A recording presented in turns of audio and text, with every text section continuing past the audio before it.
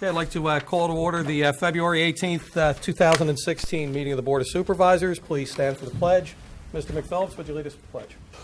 To the flag of the United States of America and to the republic for which it stands, one nation, under God, indivisible, with liberty and justice for all. Please remain standing for a moment of silence for the people serving this country, both at home and abroad. Thank you. Okay, first up is announcements. I just have a quick announcement. We had an executive session this past Tuesday night to discuss personnel, and we also had an executive session prior to tonight's meeting to discuss personnel as well. We'll go with announcements. Ms. Frescatore. Thank you, Mr. Chair. Good evening, ladies and gentlemen. I have some announcements from our Parks and Rec Department. We have the Rubber Ducky Regatta, huge event. They're on sale at the Township building, library, the rec, online, or at the Citadel Federal Credit Union. Duck tickets, numbers correspond to ducks that go into the water at Kemper Park on Sunday, May 15th at 1 o'clock p.m. First 4 ducks to cross the finish line win cash prizes. Nice family event to attend. Don't forget to register your 3 to 10-year-old children for the annual Egg Scramble sponsored by Fulton Bank. The event will be held at Warminster Community Park on Thursday, March 24th at 4:30 p.m. You must pre-register online or by calling the Parks and Rec Department. Parks and Rec has a variety of discount tickets available. We have discount ski lift tickets, discount premier movie tickets. They go for $9.50 a pop, which is very, very reasonable. The Pennsylvania Horticultural Society Flower Show tickets. All tickets are sold Monday through Friday, 9 a.m. to 4 p.m. For more information and prices, just check the website. Park and Rec is selling 2016 dog licenses, and we're taking new applications and renewals for the Bark Park.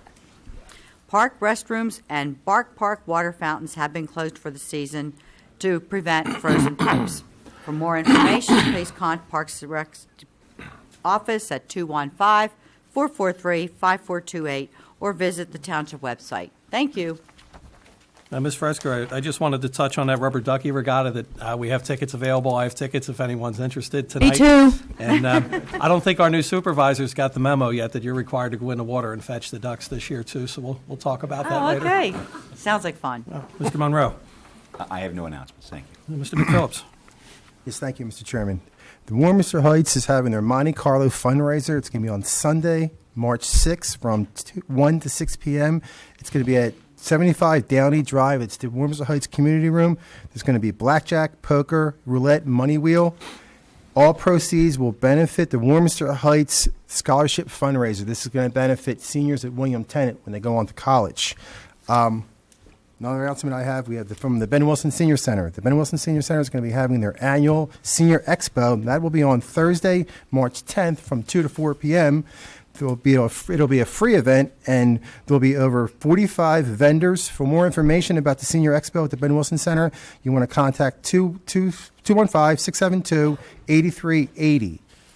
And the other comment, announcement, as the board knows, for some time now, I've been talking about the conflicts of interest as it relates to the Township solicitor, and Mr. Savona was nice enough to prepare a memo and a list of conflicts. And Mr. Chairman, I'll leave it to you if you want to discuss this during supervisor comment in another meeting. I thought we were going to discuss it during the solicitor's report. Okay. Tonight. Fair enough. Okay. Sure. Okay. Is that it? Yes. Okay. Mr. Rowley, please. Thank you, Mr. Chairman. Just want to welcome our new businesses to town in January. Rosewood Furniture is located at 66 Ash Circle. Abarcus Auto, 288 York Road, and Grief Packaging, LLC, at 50 Cardinal Lane, all joined our business community in January. We thank them for choosing Warminster and wish them the best of luck. Thank you, Mr. And the Chairman. only one I have, I want to welcome the audience tonight, our new school board president, Chuck Kleinschmidt's here, along with Dr. Ball, our new superintendent. Welcome. And that's it for announcements. Next up is presentations. Planning Commission Annual Report. Ms. Tackett. Good evening. Before you, you have the annual report of the Warminster Township Planning Commission, and attached to that is a spreadsheet that provides an overview of development activity that the Planning Commission reviewed in 2015. Just as an overview, the Planning Commission reviewed 19 subdivision and land development applications, 4 sketch plan applications, 3 conditional use applications, 4 waivers of land development, and 1 rezoning application. So they had quite a busy year in 2015, and we're anticipating some busy times in 2016 as well. I just wanted to also note that in addition to reviewing land development applications, the Planning Commission also recommended the adoption of floodplain ordinance, which was adopted in 2015. And there was also a joint meeting between the Board of Supervisors and the Planning Commission to look at the comprehensive plan that was adopted in 2003. Upcoming activities in 2016 that the Planning Commission hopes to work on, in addition to review of additional land development, is to look into PennDOT grant opportunities with your blessing, looking at some updates to the zoning code and subdivision and land development ordinances to kind of help the development process go smoothly in the future, and then the possibility of beginning work on the Warminster Township comprehensive plan later in the year. That is due to be updated, so if it works for us to start that process later in the year, that would be great. Okay? Any questions for Ms. Any Taggart? questions? Yeah, as someone who used to serve on the Planning Commission, I know that there's a lot that goes into it, and as a board member, we certainly do appreciate everyone from the Planning Commission and what they do. We talked about joint meetings. The Economic Development Committee, I believe they're going to merge. and have a Absolutely, meeting. yes. Okay. So we have a new Economic Development Committee, and they have met, I think, 2 times now. Yes. 2 or 3 times, and that's very exciting. And yes, we do hope that the Planning Commission will get a chance to do a joint meeting with them as well, to really kind of focus on, economic priorities in the township moving forward. And the codification, what's the latest with? My understanding is it's underway. Steve Wiesner It's can underway? speak to Okay. that. Yes, with Mike's help as well. And recently we uploaded the codified version draft, which we get from the codification company. We distributed that just recently, and we'll be talking about it at our next legal and engineering meeting. And with Mike's assistants, Craig's and Tracy's, we'll work to move that forward. Perfect. Thank you. Sure. Any other questions? or comments? Thank you. Thank you, Ms. Okay, Taggart. great, thank Appreciate you. it. Next up is the consent agenda. Mr. Wiesner. Public comment. Oh, I'm sorry, I went to public comment. Public comment. Township residents will have an opportunity at this time to comment on a non-agenda item, subject to 5-minute guidelines as organized by the chair. Public comment, come on up. Thank you. I feel this should come under announcements, but here it is. I'm a member of the board of the Warminster Township Free Library, and I would like to bring to the attention of everyone in the township the upcoming events and activities being held at our wonderful library. First, the Friends of the Warminster Library is partnering with the Pampered Chef from February 15th to March 4th to raise funds for library special projects. It's a simple and fun way to contribute to the library online. You can go to pamperedchef.com/go/fowl, which is Friends of the Warminster Library, fundraiser 2016. Or you can go to the library and pick up a catalog at the circulation desk and place your physical order. The funds raised will allow the Friends group, to choose a variety of free Pampered Chef items to create a blockbuster basket to be raffled off. And there's a Julia Child reenactment program coming up on April 23rd. Okay, don't forget to join the Senior Spaces program, Getting Up and Out When Left Alone, Part 2, with Anita Miller. This coming Monday, February 22nd at 7 p.m. in the library's small meeting room. We encourage you to come with ideas for monthly meetup topics. Winter Movie Madness continues at the library on Wednesday, March 9th at 6 p.m. with the book-to-movie tie-in of Emma Donohue's Room. Join us for a viewing of Room, starring Brie Larson and Jacob Tremblay. The movie is rated R, and there is no registration required. And finally, there will be a morning and afternoon Leprechaun story time and scavenger hunt on Tuesday, March 15th. The morning session runs from 10:30 to 11:15, and the afternoon from 1:30 to 2:15. And the appropriate It's age appropriate for children 2 to 6 years old, and there's no registration required. Thank you. Excellent. Thank you. Thank you. For anybody that doesn't know, that's Cynthia Jones, a member of the library board. Thank you. Okay. Any other public comment? Come on up.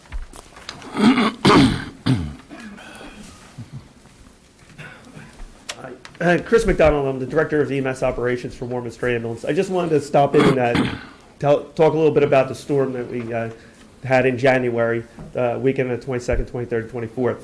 It was very busy for us. It was we handled 35 calls in a 48-hour period between Friday night and Sunday night. But the thing I want to talk about is the help that we get during these types of storms. So, starting Friday night at 8 o'clock, both fire companies, Warminster Fire Company, Hartsville Fire Company, volunteers start staffing the stations in case there's a fire call happens. They also start to respond to EMS calls. We coordinate with them to make sure whether they can get there first, and more importantly, is to help clear the way to the house. When you're talking 2 feet of snow, trying to bring somebody out of a house is pretty difficult. By Saturday morning, Sunday morning, or Saturday morning, we had a lot of snow. Between the fire companies responding, the police department responding, and neighbors responding, and that was huge.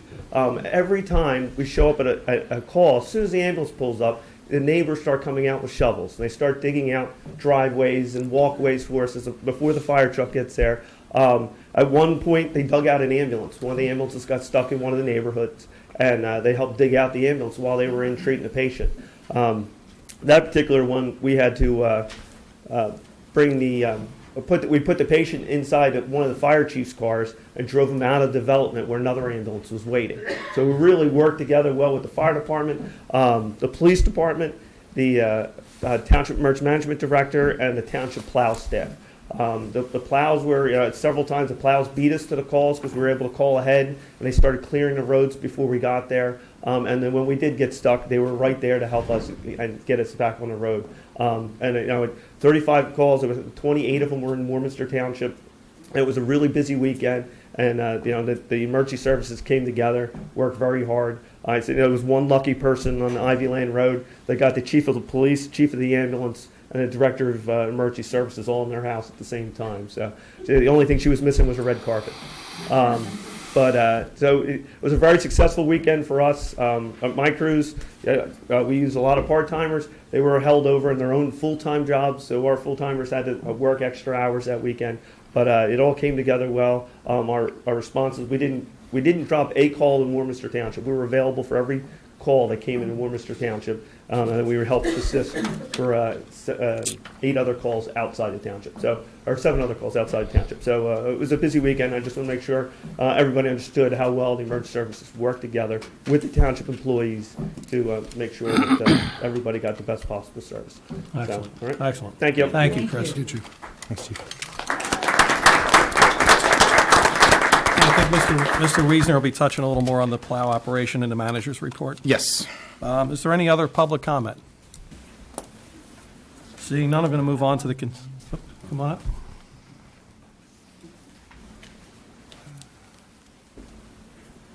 Hi, I'm Judy Hoover, and I live in the Meadowwoods section of Warminster. I declined to give my address. I understand that Mr. Wiesner is an interim township manager. Is that, That's correct. how long has that been? Since July 1st, 2014. That's a long time for an interim manager. I was wondering what the Board of Supervisors has done to find a manager, a permanent manager. Well, I can answer that question. We did conduct one round of search. I guess we started that in the fall, fall, and we had a list of candidates that, quite frankly, didn't fit. So we're Just going this out for past- another search. Just in 2015? Correct. So before that, nothing's been sent out. Is there any advertising or anything going on it, or anything in the papers, or? I'll Monster? let Mr. Wiesner answer where we advertise. Many times you hire an interim manager also to help in a transition period. So an interim manager can come in without the expectation of taking the job and work with the board on accomplishing certain objectives before the new manager arrives. So that we did a lot of that work over that time. Okay. And then that's how that came about, that the first search took place at late last year. The new search will happen very quickly now. We'll probably have an advertisement out early next week, and we would expect that process to take several months as we ask for candidates to submit their resumes. And you just don't want to stay with us? Oh, I think the world of Warminster Township. I'm an interim manager. That's what I do as a consultant. Okay. So it never was expected that I would be the permanent manager. Okay, thank you. But it's been a great time here, and I'll tell you, this township has a great group of employees that work for this township, and they really put their heart and soul into it, and the Board of Supervisors as well. Very supportive of the township manager, and there's a lot of things to accomplish here. The consultants as well, working together as a team, we're able to accomplish a lot. Yeah, thank you. That answers my question. Thanks. Steve, why don't you tell us tell them where you're from, and every other I'm week from they Erie, trek. Pennsylvania. It's a long commute. That's the other reason. Okay, thank you. We're getting another round of search underway, Judy, and we've assured Steve that we'll have him paroled as soon as possible. Is there any other public comment? Any other comment from the public? None? Okay, let's move on to consent agenda. Mr. Wiesner? Thank you, Mr. Chairman. The consent agenda items are, first, the approval of the January 21st, 2016 Board of Supervisor minutes. Second, the adoption of the Warminster Township Emergency Operations Plan. Mr. Velton is back in the back. He's prepared an update to our emergency operations plan. And in a short period of time, he'll be making more of a formal presentation on that, as the Board of Supervisors has a role in that book. But right now, this is just a very simple update to that, including the names of the new supervisors and the new department heads in the township. The next item is consider Warminster Plaza release number 2 from an escrow account in the amount of $36,635. These are reoccurring items. Our engineer reviews them before we release any money. The developers have accomplished $36,000 worth of work. It's been inspected, and therefore then we release the money. The next item is consider appointment of Richard Luce to the Economic Development Committee. Rich Luce is on our Planning Commission. It's the only submission since reorganization meeting. He did not put a submission in before reorganization meeting, but right afterwards he has, and that's why he's here. This would complete the Economic Development Committee with this appointment. The next item is the next 4 items are sewage planning modules. Sewage planning module is required for all new development in the township, and it's a submission that goes to the DEP. It's our endorsement of their connection to the sewer system. The Board of Supervisors controls what's known as the Act 537 plan, and that's the areas of the township that are sewered. So that's items E through H are the planning modules. Item I, consider adopting resolution authorizing execution of a traffic signal application associated with the station of Bucks County East, Jacksonville Plaza, SEPTA lot. That development was approved by the board previously. Part of that approval included the addition of a traffic signal at the SEPTA lot. This resolution authorizes the submission of that to PennDOT, which is required. Before it gets submitted, we'll have the engineer and our planner review the final design plan before it goes to PennDOT. This is a formality to get that process rolling. It also includes modification of the existing SEPTA signal. It's actually 2 applications. Gotcha. Both. Thank you, Craig. And the last item is to authorize Peter Nelson Esquire to sign a Clayton 136 Washington settlement agreement on behalf of the township. This was a zoning hearing board decision that had gone through an appeal process, and a settlement has been forthcoming. All parties have signed. The township has just not signed on it. This would be your endorsement of that agreement. Okay. That's the consent agenda. Is there a motion to approve the consent agenda? I have a comment first on item D. Richard Luce appointment to the Economic Development Committee. Richard Luce, as was mentioned, is a member of the Planning Commission. He's also a long-time Warminster resident and was actually a former Warminster Township Supervisor. And I look forward to working with him. Jason and I look forward to working with him on the Economic Development Committee. Is there a motion to approve the consent agenda? Just on that note, He's also on another board, is he not? Yes. The Board of Appeals. Appeals, okay. Board of Appeals. And there's no conflicts with that we know of. I know that we referred to the Planning Commission, but the Board of Appeals. The Board of Appeals only met once. Okay. Yeah, so- Okay. So, yeah. Well, answers that question. Is there a motion to approve the consent agenda? I have a motion. Ms. Frescatore, is there a second? I'll second. Mr. Crowley, is there any further comment from the board? I just would like to echo Mr. McPhillips' comments. Mr. Luce is also a well-regarded architect and business owner himself. So far, the Economic Development Committee, we've had a lot of great people join, and look forward to hearing his voice added to the mix. So thank you, Mr. Chairman. And I concur with your comments, too. Mr. Luce is a longstanding member. I served on a couple of committees with him in the past, and he's very, very knowledgeable. I agree. I know him very well, and he has done well for our township. Is there any comment on the consent agenda from the public? Okay, seeing none, I'll call the question. All in favor? Aye. Aye. And the chair votes aye. Motion carries 5-0. Next up is the treasurer's report. Mr. Monroe. I'd like to make a motion to accept a bill list dated February 18th in the amount of $1,158,187.02. And I have two supplemental bills. The first supplemental bill list is dated February 3rd, 2016 in the amount of $184,360.57. And a supplemental bill list dated February 17th, 2016 in the amount of $253,006.01. That's a total of $1,595,553.60. Is there a motion to approve the bill list? So moved. Is there a second? Second. Any comments from the board? Any comments from the public? Any motion to approve the bill list? Or call the question? All in favor? Aye. Chair votes aye. Motion carries. January financial report, Mr. Wiesner. Thank you, Mr. Chairman. In January, there's usually not much to report, but I'm very happy to report that we are well above our budget already on revenues for real estate transfer taxes. In fact, we're above by $300,000. And that is because there was a very large transfer that happened in January. And this is a big boost. We budget very conservatively for our revenues because real estate transfer taxes are something that are unpredictable. So this is approximately half of our budget. So other than that, everything else is on track. All right, good to hear. Transfers? They're doing the transfers? Brian already did that. Okay. All right. Okay, I'm going to move on then to unfinished business, the Leary conditional use decision in order. I'm going to give that to Pat Armstrong.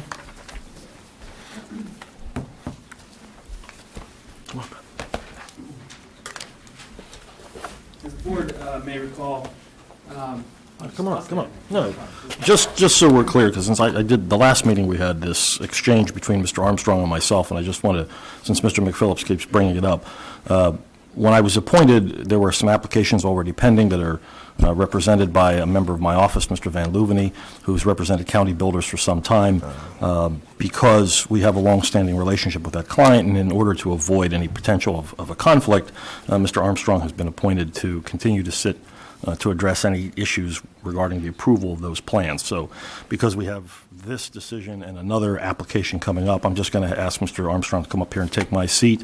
I'll stand down and recuse myself, and I'll be back when we finish those two items. Okay.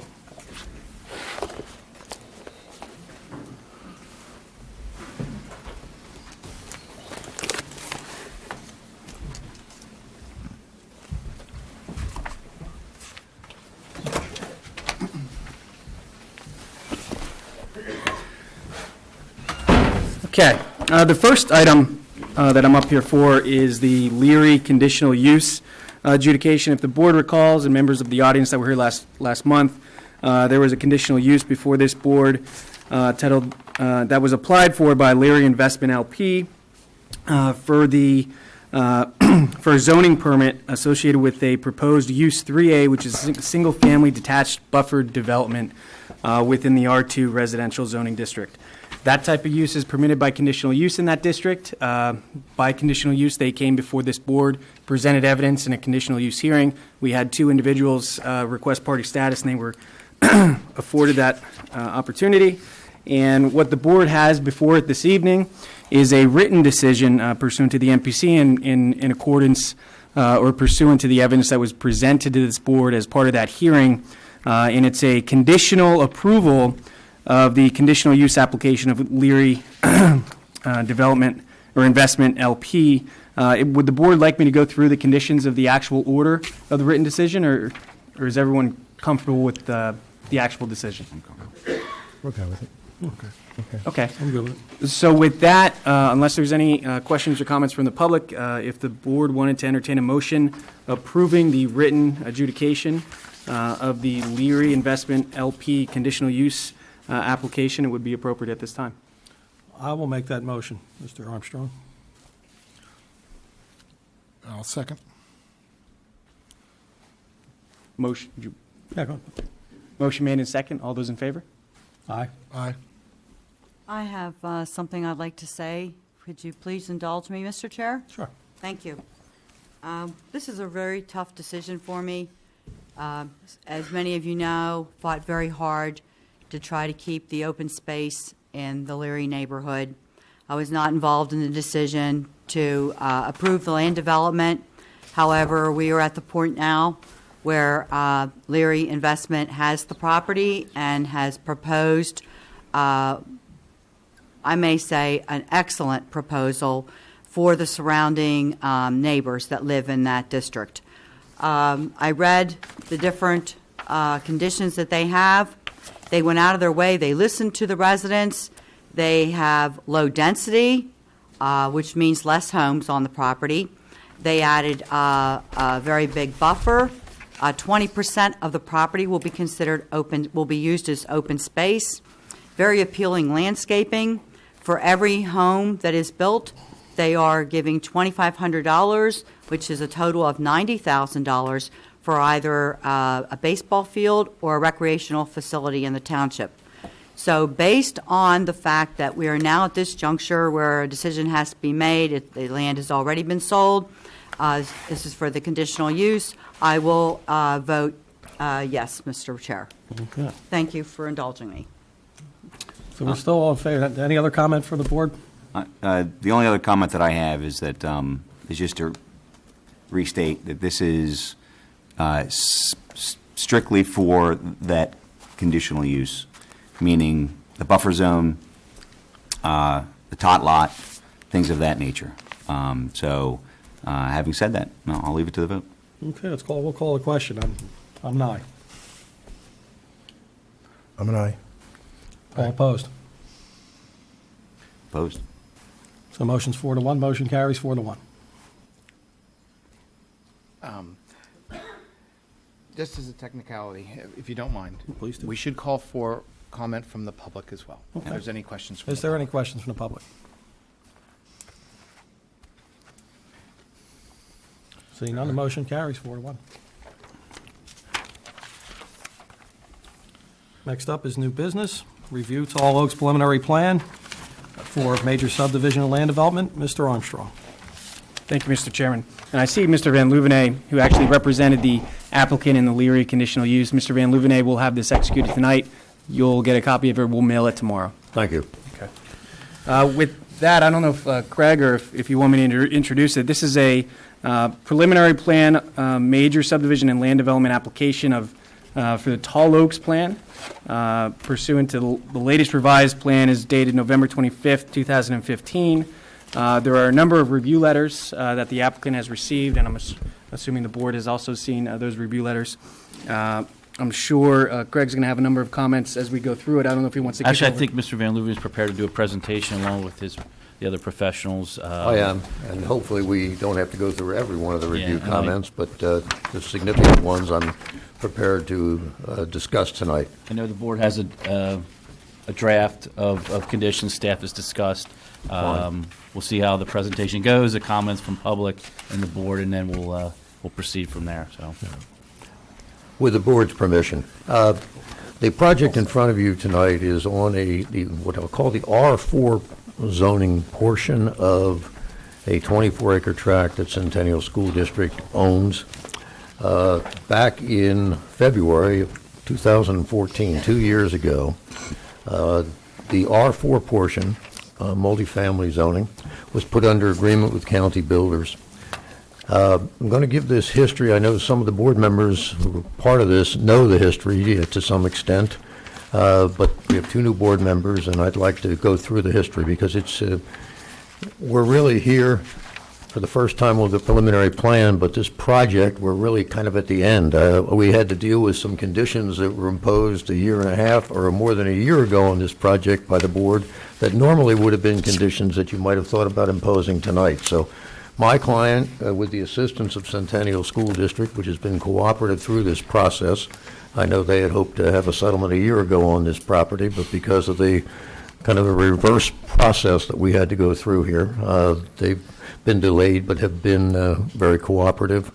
Your staff has been marvelous in dealing with us, communicating with us, assisting us in developing the plan that we have and in implementing some of the conditions. And even the owner of Majestic Oaks has been extremely cooperative, and I'll touch on that in a minute. County builders put this property under agreement with the expectation of building 55 apartments, which is a permitted use in the R4 district.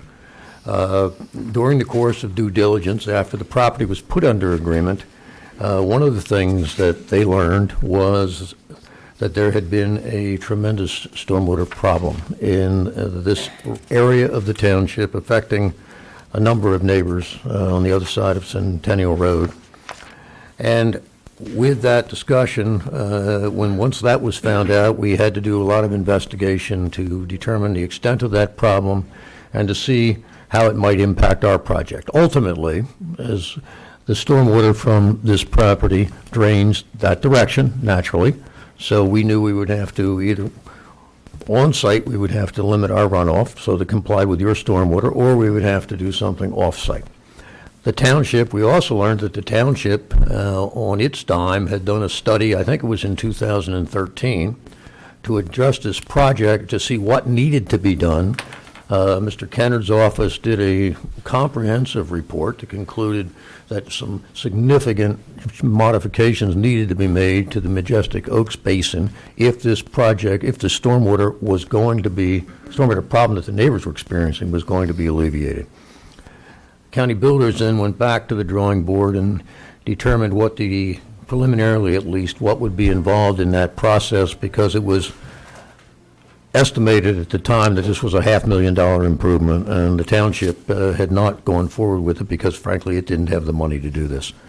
We evaluated, Mr. Riley's company evaluated the situation and determined that if we could do a townhouse project instead of an apartment project and build the cost of this regional basin into the project, it could work for them and perhaps could work for the township. And that was the genesis of this, I'll call it this reverse land planning process that we engaged in. Staff, we discussed that preliminarily with your staff. We showed the staff a 75 townhouse project back in July of 2014. In the fall, County Builder submitted a minor subdivision plan along with the zoning hearing board application. The minor subdivision plan was the plan that you ultimately approved, a month and a half, 2 months ago, for the 2-lot subdivision, subdividing the property into the R2 and R4 pieces. That plan has now, by the way, been recorded. Staff made County Builders then aware that they were not going to proceed further unless the school district agreed that it would deed restrict the R2 portion of this site so that it could not be used for residential development purposes. We had to go back to the school district, and the Board of School Directors in December of 2014 sent a letter agreement which we provided to the township saying that they would agree to that restriction. So the balance of the property is restricted against residential or commercial use, limited to school purposes. So that's somewhat significant because I know there's some concern about the density of this project. But we had an R4 property, which by right could be developed for 55 units. The R2 portion of the site, the portion being retained by Centennial, is 13 acres. And by right development would give them the ability to, if it were not restricted, to develop an additional 26 lots. So when you look at the tract as a whole, the permitted density would be, you could have 81 dwelling units on the property. So we're proposing 74 townhouses, so that the effect of Centennial being willing to deed restrict the balance is that you're going to have 74 units instead of what would be the maximum of 81 that could otherwise have been developed on the property as a whole. Some may not think that's significant, but others might think that that's significant. I personally do think it's significant. And that was a condition that we discussed with staff. And before we went to the zoning hearing board, there was a presentation made by Mr. Riley I think he was here twice in the spring of 2015. The board determined at a meeting in June that it was not going to oppose the zoning hearing board application for the variances needed to do the 74-unit townhouse plan. But they directed their solicitor, Ms. Everly from Grim Bean, to write a letter to the zoning hearing board saying that if you were inclined to grant the variances, you should impose these conditions. And I just want to review them with you because you'll see most of them were kind of preliminary plan approval conditions. One is that Centennial would record a restrictive covenant limiting development of the remaining property to school uses. We have now signed that. That was delivered to the township. Township is holding that. That was actually a condition of the release of the minor subdivision plan for recording, so that is finished. Second, the county builders would obtain an easement from the owner of Majestic Oaks so that it would have the ability to do the regional stormwater management project. Mr. Riley met with the owner of Majestic Oaks. Last September, we recorded that easement agreement. That has been a matter of record, so we now have the ability to implement that regional basin. Also significant. We agreed at that time that we would post, and these are all zoning hearing board conditions, that we would post financial security to guarantee completion of that regional basin. At the time, we posted financial security for the townhouse project. That was acceptable. And again, these are all conditions that the township asked the zoning hearing board to impose, and which it did, and which county builders accepted. Cost of maintaining the basin would be borne by the homeowners association of this project, not by the township. County builders would obtain permits and restore the stream bank on the east side of Centennial Road, where there's a failed culvert. I don't know if any of you are aware of that condition, but there are two homes on either side of that that are severely impacted, and if something isn't done quickly, there's serious risk of failure of those stream banks and those houses. So that we agreed to do. Financial security for those improvements has to be posted with the financial security for this project. Board also asked the county builder secure from Centennial an easement for allowance of the construction and maintenance of a pedestrian trail. You can see that going around the project here, going over onto the Centennial piece. Centennial School District agreed to do that. We have delivered the executed pedestrian easement to the township. Again, that was a condition of the recording of the minor subdivision, but that will be part, again, the construction cost will be posted with the financial security for the townhouse project. We agreed that the primary and emergency access to the development would be from Newtown Road. That was a condition the board asked for. They also asked that all roads within the community remain private. The significance of the emergency access is originally the first plan had proposed emergency access onto Centennial Station. Centennial Station residents were not happy with that alternative. Mr. Riley met with them. We agreed then, and the supervisors obviously last year were in agreement that we should do the emergency access to Newtown Road. So with that as background, we went to the zoning hearing board. The zoning hearing board granted the variance that were necessary, imposed these conditions. The Board of Supervisors then considered the minor subdivision again and imposed essentially the same conditions. So we now have a preliminary plan in front of you for the project that was shown to the board last year, which was shown to the zoning hearing board when they granted the variances, which the board was aware of when it granted the minor subdivision approval, and which just several weeks ago this year we reviewed with your planning commission. And as I think your staff report indicates, the planning commission unanimously recommended approval, unanimously recommended granting the waivers which have been identified by Mr. Cunningham in his waiver letter, with one exception. We did just submit last week, as a result of stormwater infiltration testing, a revised waiver letter that added one additional waiver, which is, I'll call it a technical waiver, subject to Mr. Kennard's office review.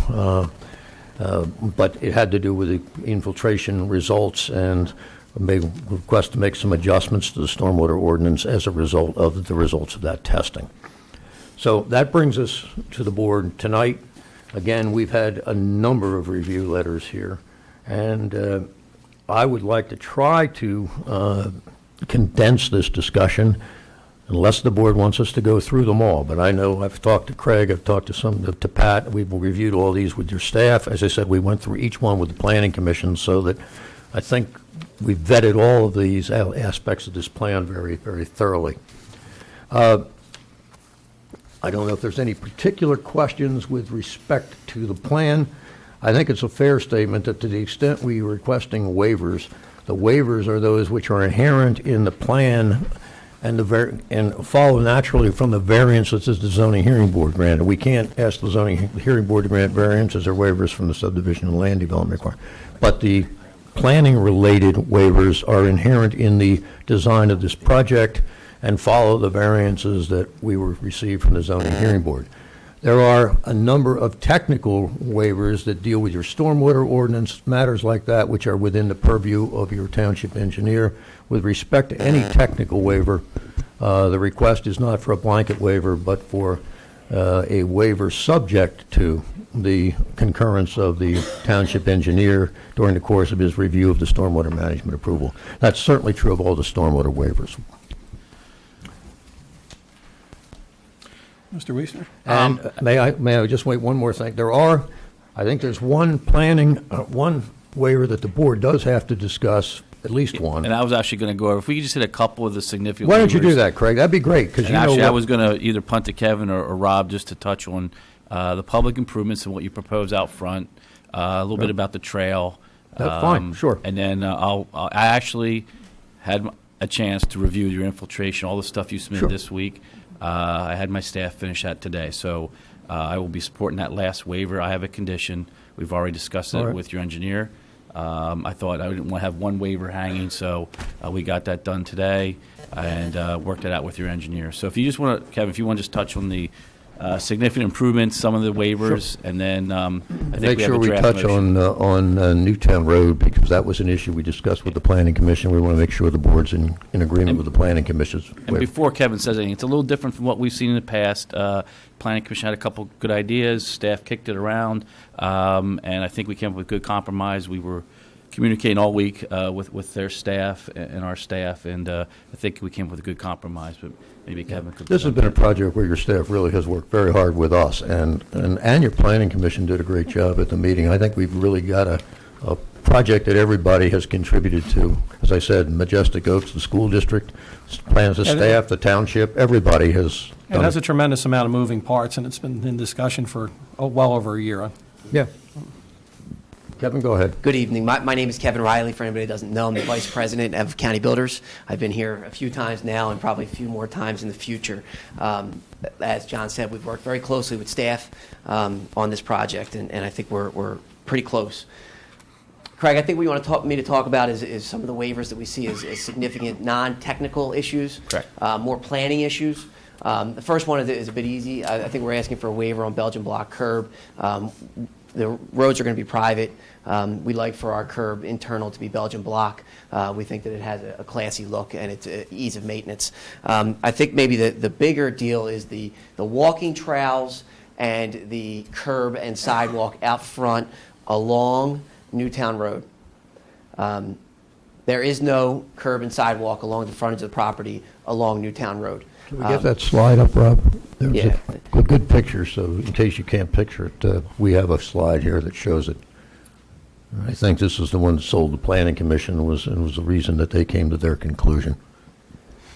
This is a pretty good view of Newtown Road, looking from Street Road, I guess towards County Line Road, if you will. What we have out here is no curb in the existing addition and no sidewalk. We have a significant grade going up onto the property. It's about a 4 to 5 foot grade that jumps up there. What we're proposing in lieu of curb along this property is to take our walking trail, and it's actually a recommendation of the Planning Commission, was to take our walking trail, which is porous pavement, asphalt, if you will, and move it up higher away from the road, up on this ridge at a higher elevation. This way, we don't have to cut into the existing Newtown Road. We also have existing utilities buried directly beneath Newtown Road, right off the roadway, cast iron gas line and also a water line that would probably be in conflict with cutting down in that grade. There would not be enough cover. So what the Planning Commission recommended, in lieu of curb and a 4-foot grass strip and a 4-foot concrete sidewalk, they'd like us to leave it natural out there, lift that walking trail up at the top of the ridge there, put our trees between the existing edge of pavement and the walking trail, and have that 6-foot wide asphalt trail at the higher elevation. With that, the trail, I've also agreed to connect the trail another 100 feet or so over into the Majestic Oaks property. There's a gap, Rob, if you go back to the aerial view, there's a gap in sidewalk in this short area. So you have sidewalk all along Newtown Road that ends, and I'm proposing walking trail all along my frontage. So I will tie that into this existing sidewalk, so we'll have a continuous network, and then also tie into a handicap entrance at the intersection of Centennial Station's private driveway.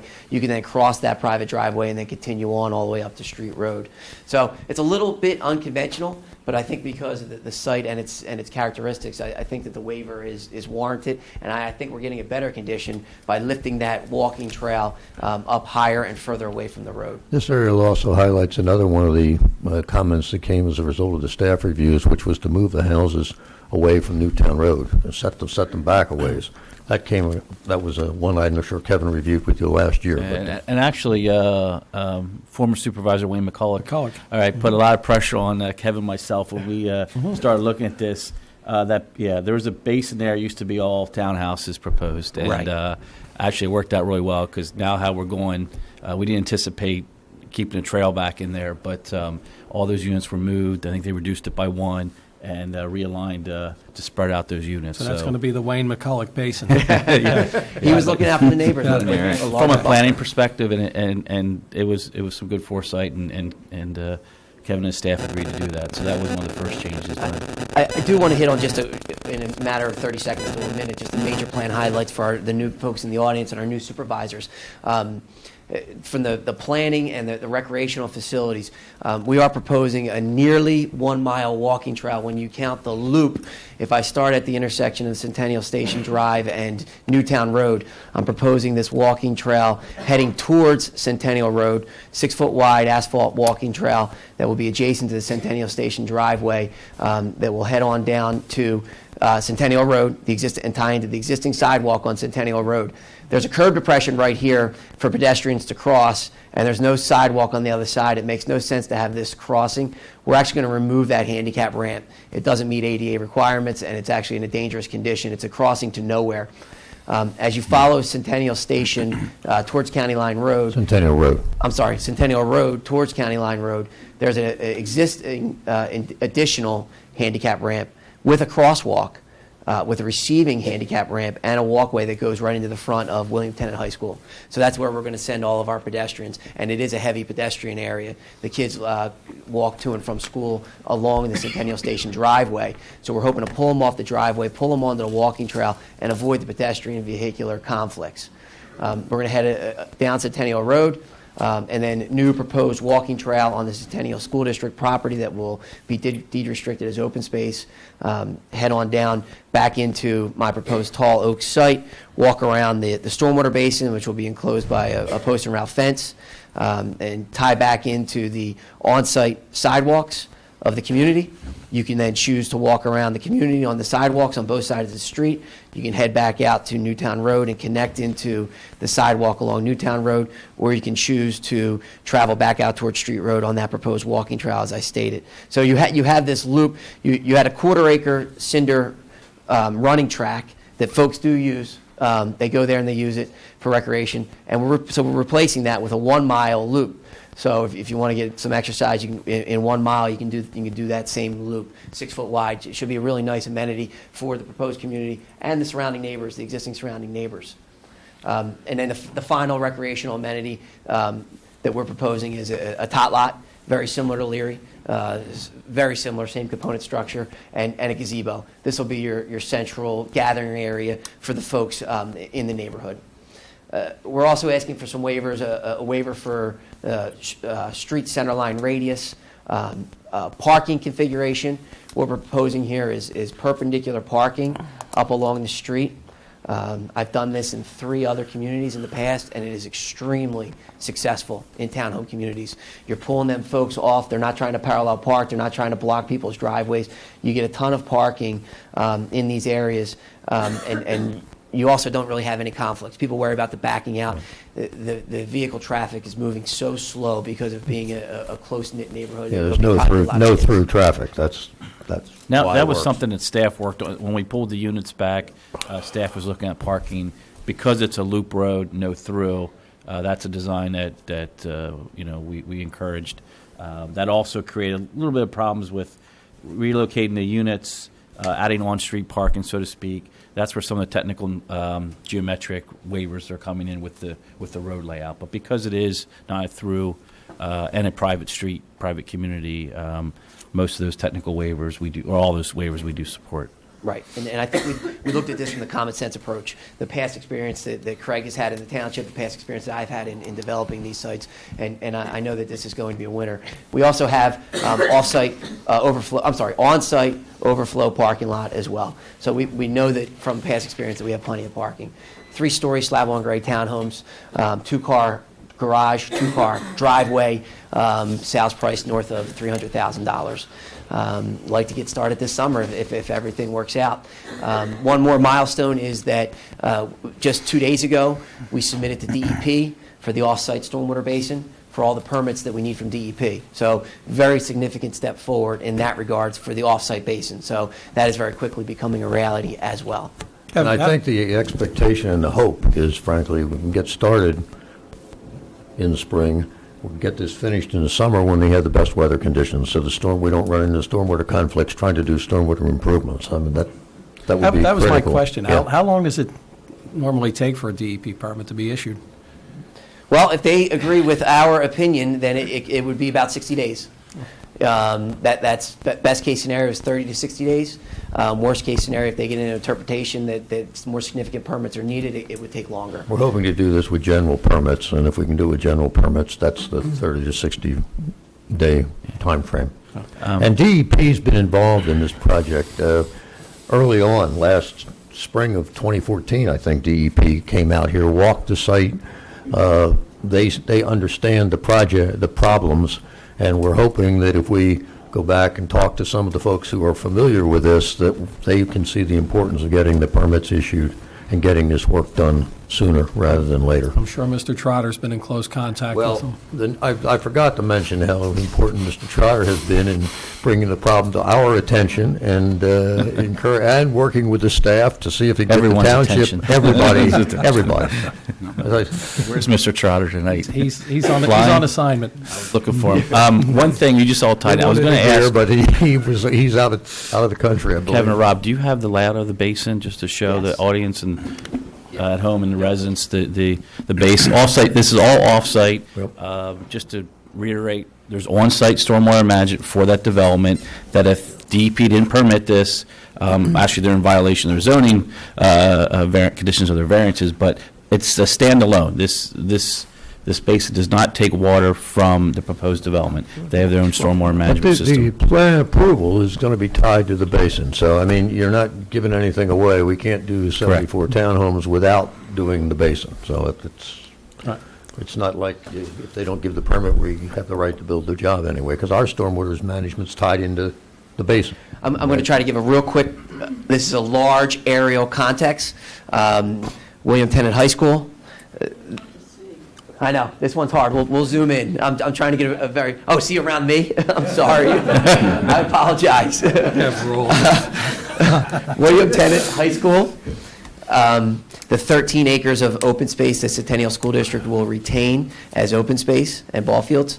The 11 acres where we're going to build our Tall Oaks Townhome community, Centennial Station to the north, Majestic Oaks to the south, and then this is Majestic Oaks property, a rectangular piece, if you will, that sits behind the Centennial Station, I'm sorry, the Centennial Road homeowners.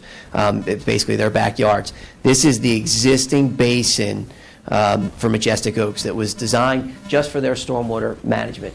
The basin that we're going to build will take care of the regional stormwater, basically from Street Road heading on west down towards County Line Road. All of this runoff comes to this point, crosses Centennial Road stream, and we have large erosion problems at the banks of the stream in this location. So, Rob, if you can go to the next sheet. And actually, some of you may be aware, but some of you may not be aware that basin piece was actually sold by the township to the owner of Centennial Oaks at one point.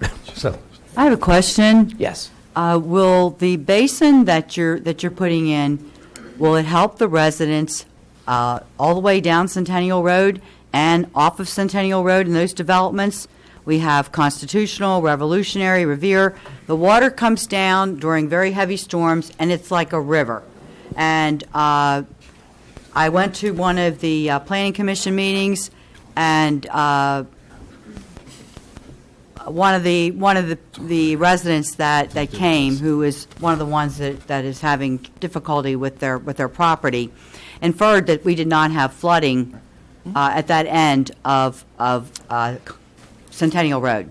The flooding goes all the way down Centennial Road, and it was also inferred to the residents that this basin was going to save our district, which is District 10, on the right side of Centennial Road, if you're coming from Street Road, and on the left side, which is District 5, that's on the left side.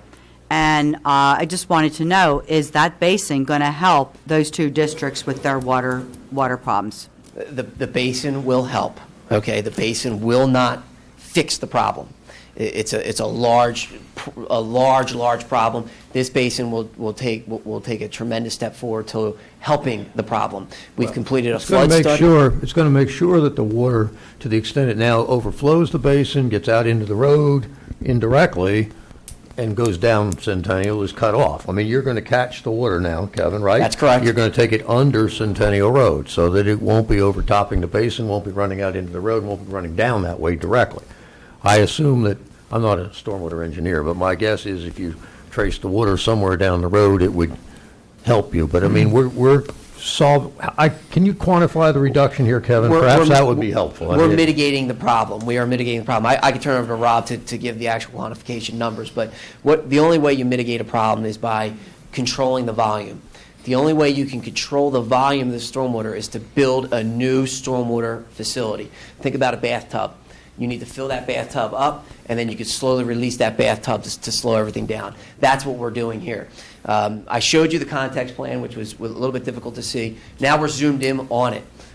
This is the existing Majestic Oaks Basin that is fouling because the stream is coming through and topping its banks, and it's not all get into the basin. It's bypassing, and it's flooding all of these folks on Centennial Road, and then getting to this low point and blowing out the culvert and the stream through its banks. And then as we head down to Constitution and all those other streets, they have a problem as well, a very significant problem. And even past Constitution, like I said, right up. May I ask Mr. Kennard, our engineer, how do you feel about that? Yeah, I was just going to, when you say the problem, there's several problems. In fact, Mr. Van Leeuwen alluded to our feasibility study, and they have a copy that they used that. But if you went back to the original aerial, the blown up, there's a large area that is not, the basin's designed with a watershed that goes up to Street Road.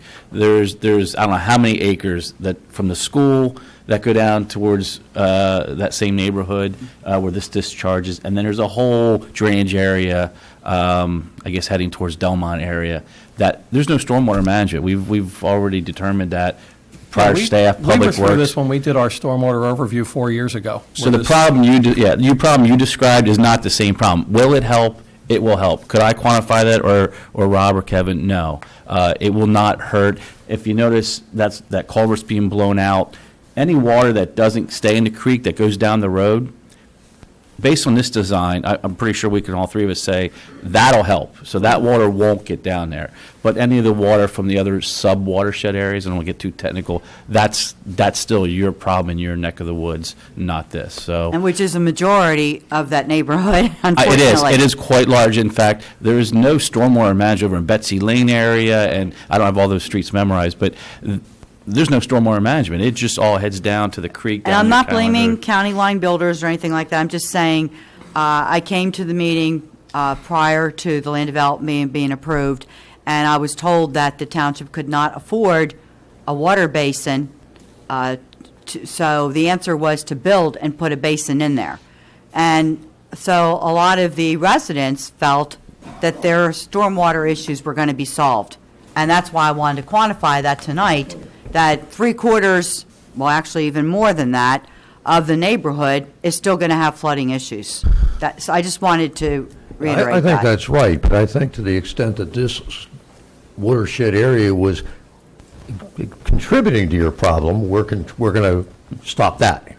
But, I mean, basically, we're implementing the study that Gilmore did for this stormwater area. Right. You have to find a land area where you can build a stormwater basin. And we kind of lucked out in that Majestic Oaks had this raw land that they had no use for, and they're willing to let us build this regional stormwater basin. So, yeah, it will be an improvement. The only way downstream of Centennial Road, the existing culvert and stream bank erosion, the only way to fix that and make it be viable and last is to have volume reduction, volume control upstream, and that's what this proposed basin will do.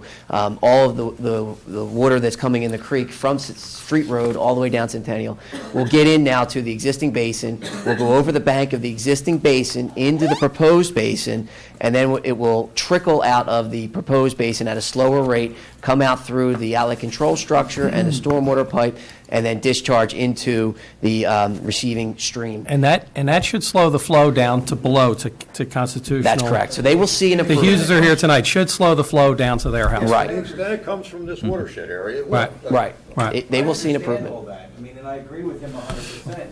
It's going to help us. It's not going to solve all the problems from the other area. Rob. No, that's correct. This is one But it's problem gonna that slow it down. we no longer have to worry about. Right. That's correct. This will help. Thank you for the explanation. So how much of the area do you say that the basin will help? There's a lot of residents in that neighborhood. Rob, you want to take this for the drainage areas that? Honestly, I live in that neighborhood. Mark lives in that neighborhood. We hear this all the time. So I just want the residents to be sure we did our due diligence to find out exactly how this was going to help them. Well, and the other thing you have here that you don't normally have, you don't have the developer standing up there and said, we've taken a look at this, and we say this is going to do it. We started with your engineer study, and we've taken that and essentially have implemented it, fine-tuned it.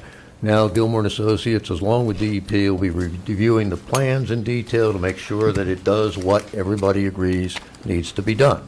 And you've got the controls, and you've tied it to this development, and we're going to have to put the money up. And I actually had a conversation with Pat yesterday, I think, where he said you want to tie it even further to say that we're going to have the basin finished by the time we take like the 56th building permit or something along the line. That's perfectly fine with us. We have no problem with that. It's going to get done. We have every incentive to get it done earlier rather than later so we don't run into bad weather conditions. Frankly. All right, well, then I'll refer to Mr. Kennard to tell me what you feel would be the help with the percentage of the homes that are in that development with this basin. I'll field that. Go ahead. Oh, okay. I just recently, I could finish the design a couple weeks ago. Robert Cunningham, Yeah. he's the project engineer. Kevin and I sat down, we went through this in detail. Just to give you an idea of what drains to Centennial Road, where what we're considering with the stream bank is eroding, it's a little over 150 acres, and what contributes to the basin itself is only 80 of those acres. But what we're doing is by detaining the stormwater from the 80 acres that gets to the basin, we're slowing it down almost probably about 40%. So we do our rates in cubic feet per second, which is, pretty large flow. It's about 500 CFS or cubic feet per second, which get to this area now. We're going to be discharging less than 300. It fits within the capacity of the existing system here. So the hope is that in a large rain event, you wouldn't be experiencing the overtopping, which happens from the existing basin. Basically, the stormwater flies out the side of the emergency spillway. It also overtops in the back, and that's how it affects all these houses here and these houses here. And it really has to find its way back into the channel. So we're hoping to keep it all within the channel, and as it works its way downstream, down to Constitutional, where obviously it's the biggest problem, it will have a little bit of a mitigation because it's slowed the flow down significantly. It's kept it within its banks, so it's not flowing through the streets. It's not backing up into people's yards as much. Not saying that it won't continue to happen, but the hope is that this does enough that during really large storm events, we see a much improved condition in those areas.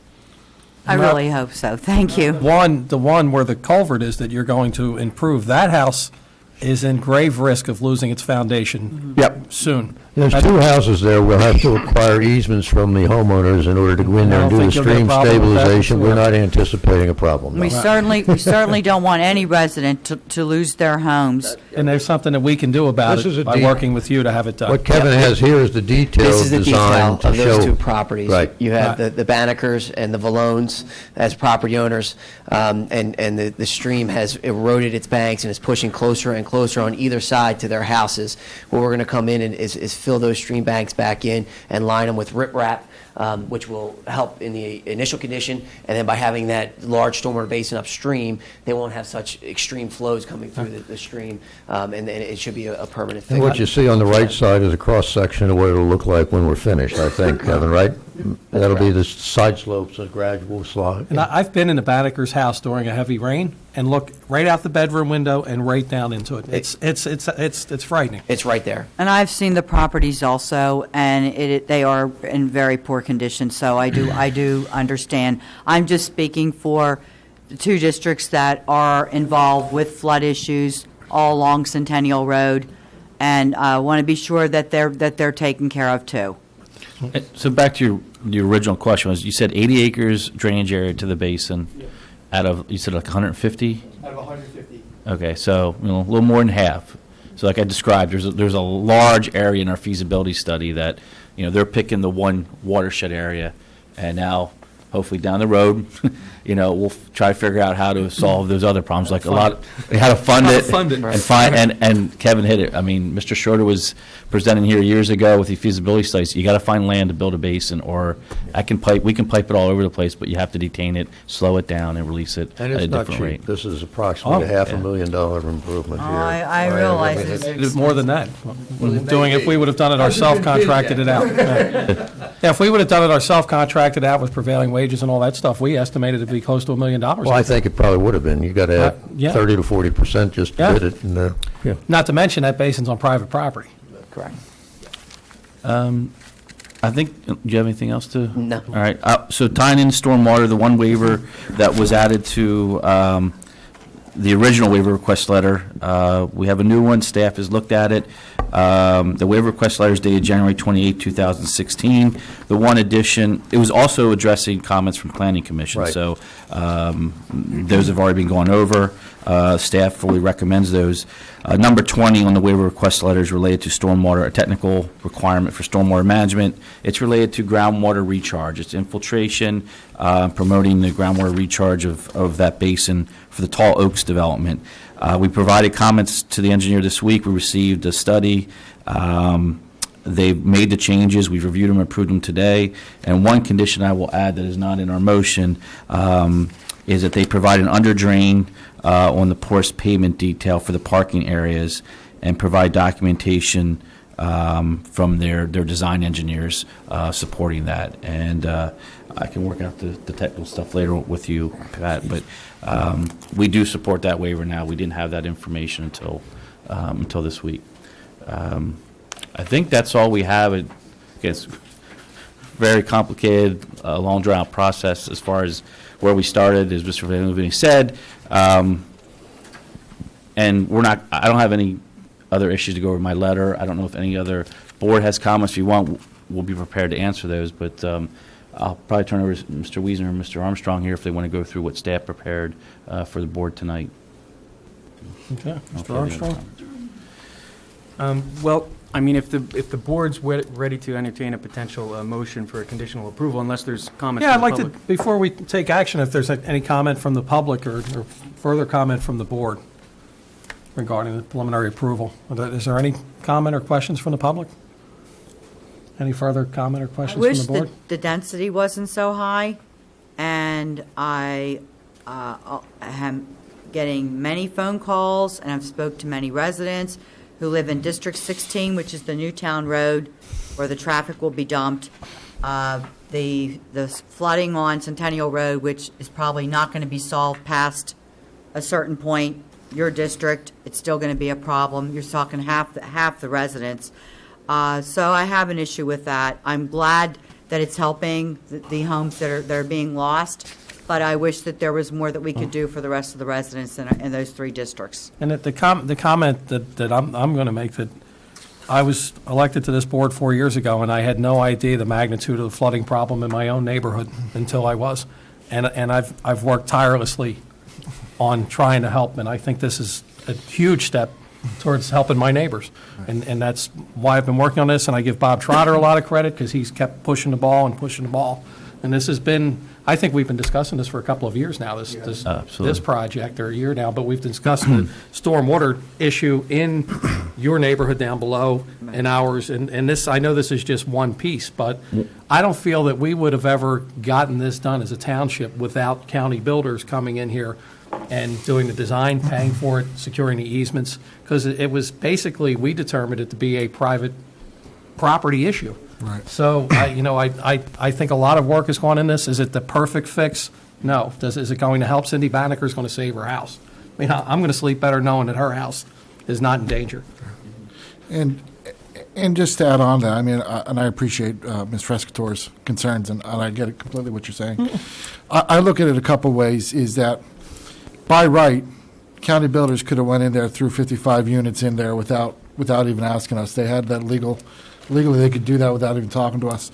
So I understand the density concerns, and we're looking at, okay, we're going to put a townhouse community there. We want it to be nice, we want it to be upscale, and can we get any improvements around it? This really seemed like the best scenario we can get for this development, considering that county builders was completely with their legal rights to build on this, and we could do nothing to stop that. I think we got the best community we're going to get out of that. I think we're going to mitigate the problem for those homes in the way, and we're going to keep looking for ways to help the rest of the neighborhoods. I mean, the whole town has issues because there wasn't stormwater regulations until what, the 60s, 70s? 70s. So a lot of this town was built up before there were stormwater regulations, and so now we're going back and trying to fix it, and we're going to keep doing it, and I'm sure you're going to keep us honest on it and keep us focused on it. But I think in terms of we had a compromise, I think it's a win for the township. I think it's a win for the people who will be living there, and I think it has the most upside for the residents that are already in that area with the least amount of impact on their quality of life.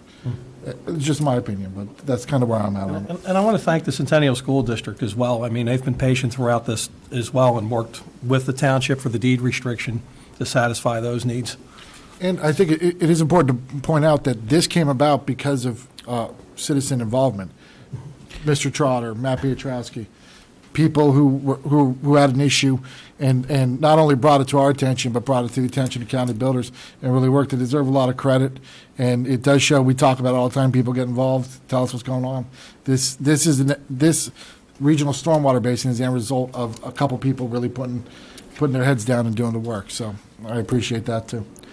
Jason mentioned Matt Petrowski. Kevin, it was Matt who made the connection, correct? Absolutely. Have to solve this? Because of his property in front of Majestic Oaks.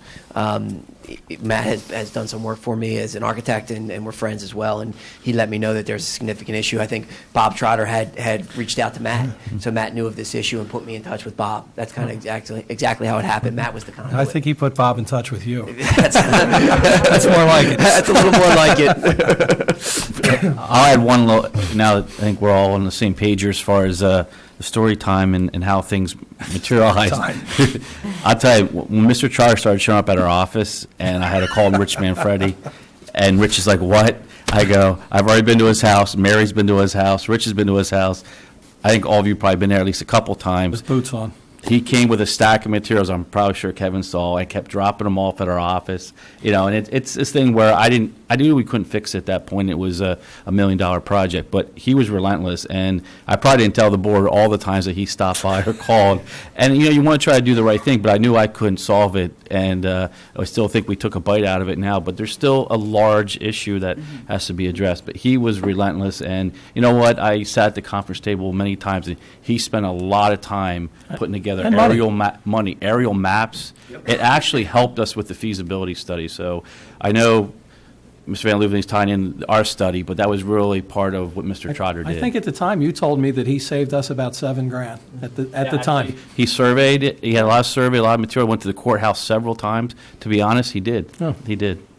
So. The only thing I would like to say is, when Mr. Crawley was talking, using terms by right and things of that nature, something Kathy and I are close to, because there's a lot that we're learning, and planning and land development and things of that nature. People that are accustomed to it, they use all of these lingo, and I think the general public don't know what that means. So I think just to put it into simple context, what's before the board tonight is not whether to build or to not build. That's come and gone. That is in the rearview mirror. That is not before the board and will not ever be before the board at this property. So this is just for those waivers that were discussed. And zoning established the density. Mr. Van Leeuwen and I talked today. We can ask to reduce it. They have a right vested, and now with all those variances granted, with those conditions, to build 74, and that's something that's passed now. We're really working on engineering, planning, and getting in more of the technical aspects of a very large project. So, thank you. I just have one more quick question, not to beat a dead horse or anything, but what does happen if, in fact, we have a severe storm and it doesn't work the way we think it's going to? Do we have any recourse at that point? The off-site basin? Actually, doesn't matter. Any improvement they build, there will be, at a minimum, there will be a maintenance guarantee of 18 months after. That's per state law, the municipality's planning code. It's in your ordinances. It's Okay. standard language. It'll I'm be in the sure agreements. we'll have a bad Yeah. storm before then. And you know what? That doesn't start till the job is closed out. That's Okay. on dedicated improvements, So but I'm typically that's assuming you're going 3 to years. take an easement over this basin, so that Okay. would fall within that. Yeah, you'll have a stormwater maintenance agreement. We'll have the right to inspect it. So that maintenance period doesn't start till the project is done. And we as a township and the engineer's office has a final inspection punch list, and we say job's done. Now in this case, there's not much being dedicated. There's a whole dedication process, but regardless, there'll be a maintenance guarantee. There has to be a stormwater They post agreement. security. And you're probably talking, what, Kevin, 3 years till that actually, to the very end. So in the next 3 years, they'll build the basin hopefully this summer, and you'll have 2.5 years or so to see. We'll know. Thank you, And you Craig. know what? I have, per the agreement, I have the authority to go out and work with him to make changes too. Thank you. It doesn't happen very much. It's not. I know who I'm dealing with here, and they'll do the right thing. Okay. That's why this has gone so well once we got going. And it's tough to go back and acknowledge, hey, we missed something, or it wasn't functioning the way we all thought it was going to be designed. And then we go after the design engineer and say fix it. But yeah, we have all that and those mechanisms to protect the residents downstream and protect this board and the township then. Okay. I'd like to thank all of you for your patience. It's not a problem. As Craig said, though, Rob he does the first design. Gilmore and Associates is going to review it, and they've got a lot of background, so they should certainly be able to make a determination from an engineering standpoint that Mr. Cunningham has done his job. We also have DEP's folks taking a look at this, and they're issuing permits, which will no doubt have conditions on it. And then beyond that, as Craig said, under your stormwater ordinance, you're going to have, beyond the financial guarantee, that you then have the stormwater maintenance agreement. You'll have, the township will have an easement to come in there and do any work that may need to be done on an emergency basis if the homeowners association, which has primary responsibility, doesn't do it. Now, historically, some of you may know and some of you may not know that when the township sold the Majestic Oaks property that had this basin on it, they imposed the maintenance obligation on the owner of Majestic Oaks. I think we would all agree that it was never maintained. So now you're going to have somebody much closer to you, an association of people who live in your community. I think will take their responsibilities seriously, and I think it'll be better for all of us than dealing with a landlord who's a long ways away, frankly. I think this is a terrific example of community planning, if I could say that. The township, the residents, the school district, and the developer, you don't often get a chance to bring everybody together, but I think, Mark, you said it right. If you didn't have that unusual spirit of cooperation here, you wouldn't have the project. And I've been doing this a long time. This is probably as good an example of that cooperation and pulling all the pieces together as I've seen. I think it's terrific. I think it'll be a benefit to the community, frankly. So, Is there any other comments or questions from the public or from the board before I ask Mr. Armstrong to craft a motion? Okay, Mr. Armstrong. Okay, thank you, Mr. Chairman. So if the Board of Supervisors would be willing to entertain a motion to conditionally approve the preliminary plan for major subdivision and land development for the Tall Oaks Plan, last revised November 25th, 2015, it would be subject to compliance with the following conditions to be more specifically set forth in a written action letter pursuant to the MPC after this evening's meeting. First condition, conditional approval of the waivers identified in the letter dated February 15th, 2016, submitted by Holmes Cunningham Engineering as recommended by the Township Engineer, in addition to the referenced underdrain at the porous pavement at the parking area. And actually, that letter's been updated to January 28th. 18th. Revised February 15th. I'm sorry. I had the right date. January, okay, we do. It was February 15th, I'm sorry. 2016. We're okay. Okay, so as I just indicated, the first condition would be conditional upon the waivers in that February 15, 2016 letter pursuant to the recommendation of the Township Engineer. Second condition, compliance with the Zoning Hearing Board decision dated September 25, 2015.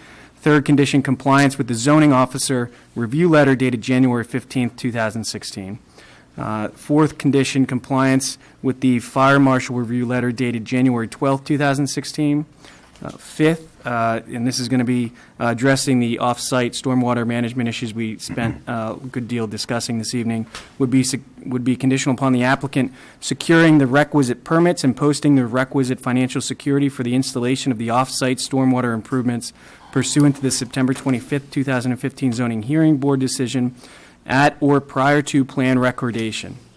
And further, conditional on the off-site stormwater improvements being substantially completed at or prior to the issuance of the 56th building permit associated with the proposed plan. Additionally, conditional upon compliance with the Gilmore and Associates review letter dated January 14th, 2016, to the satisfaction of the Township Engineer. Additionally, conditional upon the applicant installing the perimeter walkway to a width of 6 feet. Additionally, conditional upon the providing of trees along the outside of the walking trail in a number and form to be determined by the board at the time of final land development approval. Additionally, conditional upon confirmation by the zoning officer that all of the proposed fencing complies with the zoning ordinance. Additionally, installation of an approximate 0.61 mile trail in accordance with the Zoning Hearing Board decision and as generally depicted on the plan in a manner and form acceptable to the township, as well as construction of a 6-foot asphalt walkway along Newtown Road, set back approximately 10 feet from the road rather than curb and sidewalk to maintain the road character in a manner and form acceptable to the township at the time of final plan approval. Additionally, the applicant shall continue the 6-foot asphalt walking trail along Newtown Road along the adjacent property to the south, connecting to the existing sidewalk located approximately 100 feet to the south, which I think the applicant described this evening. Additionally, the applicant shall provide a pedestrian connection between units 28 and 29, connecting the concrete sidewalk to the walking trail along the northern portion of the property. And it was referenced the minor subdivision that was approved earlier, or actually towards the end of 2015. Additionally, conditional upon compliance with and satisfaction of all the terms and conditions set forth in the December 10th, 2015 conditional approval of the Centennial School District property minor subdivision at 433 Centennial Road, including but not limited to the finalizing and recording of any and all easements and declarations associated with that plan. And also compliance with all other township ordinances and regulations not otherwise waived by the board and or granted by the zoning hearing board, and entering into the development agreement, financial securities agreement, stormwater management agreement, and the like. Especially, I like the and the like. I think that's a good one. Is there a motion? It's a big one. So moved. Mr. Crowley, is there a second? I'll second. Is there any further discussion from the board? Okay, or the public? Okay, I'm going to call the question. All in favor? Aye. Aye. Aye. Opposed? None. Motion carries 5-0. Thank you very much. Thank you. And thanks for all your work. And again, I'd like to thank the staff for its assistance in getting us this far.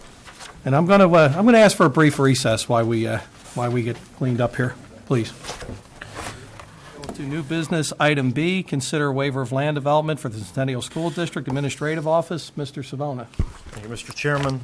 This is the time and place set to consider a proposed waiver of land development. The application has been filed by Centennial School District. They're seeking to reconfigure 2 rows of parking spaces to add 2 canopies onto an existing building at property located at 48 Swan Way. It's a condominium unit containing approximately 2.82 acres. The current building is 27,951 square feet, along with associated parking. Existing and proposed use is use 25, a business office, which is permitted by right in the district. Officials from the district are here this evening. Is anyone going to be making the presentation on behalf of the district?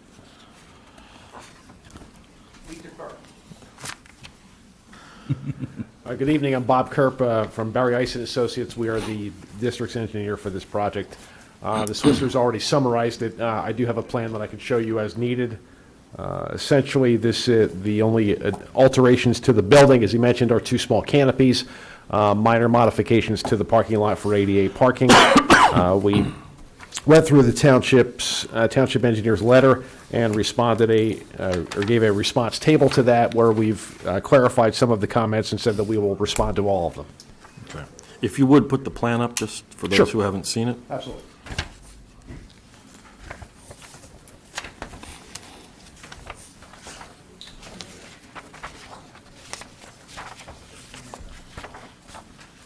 While you're doing that, you just mentioned you had a response letter, and I believe all the conditions in our letters will comply. Yes, sir. Okay. Yes, sir.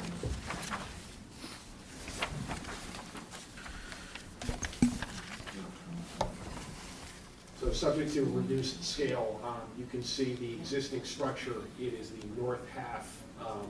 There's a condominium split between the 2 structures that are shown on the plan. So the 27,000 square foot structure that's required by the district is the north half. Is that mic on? No. See if it's on. 2 buttons.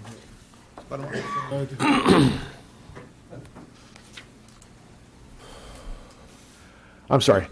Shown on the plan, the north structure in the condominium division is the one that was acquired by the school district. It's 27,000 square feet. The 2 canopy additions are over to the west side. The parking modifications are right there to the west side for ADA. There will be some street trees that will be added along Jacksonville Road, based on the township engineer's letter. And a small trash enclosure that will be on the north side of the parking lot.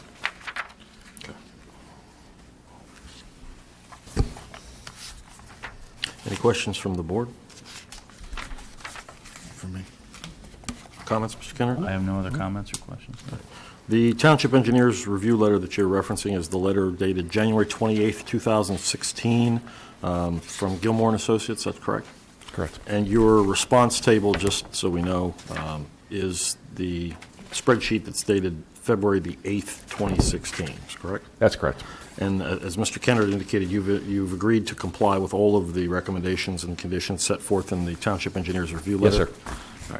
All right. We've also gotten a review letter from the Township's Fire Marshal dated January 27, 2016. I believe you have agreed to comply with the recommendations of the Fire Marshal with respect to this approval as well? Yes, sir. Okay. And all of the improvements will be subject to an appropriate building permit, which you'll obtain from the township, correct? Yes, sir. Okay. Unless there's anything else you have to present? Only to answer any questions you may have. Is there any questions or comments from the board on the waiver? Not at this time, Mr. Public? Chair.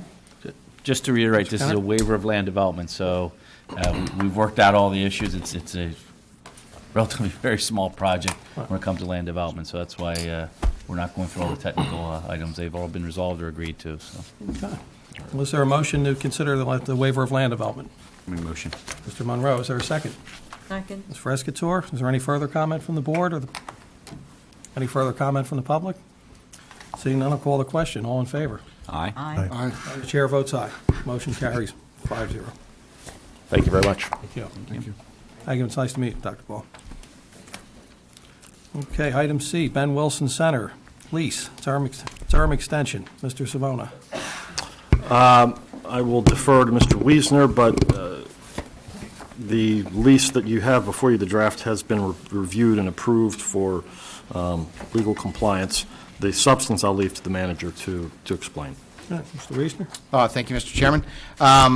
The Ben Wilson Center approached the township last year with the request to modify the lease to make it a longer-term lease, and the purpose of that was so that they could better secure grants for the facility. If you can imagine a granting agency providing a grant to improve a facility, it's always of greater benefit to have a longer-term lease than their existing lease, which was on a 3-year term. So this extended it to a 7-year term with 2 renewal options for a total of 21 years. This should help them get grants, and it benefits us. We own the building, the Ben Wilson Center.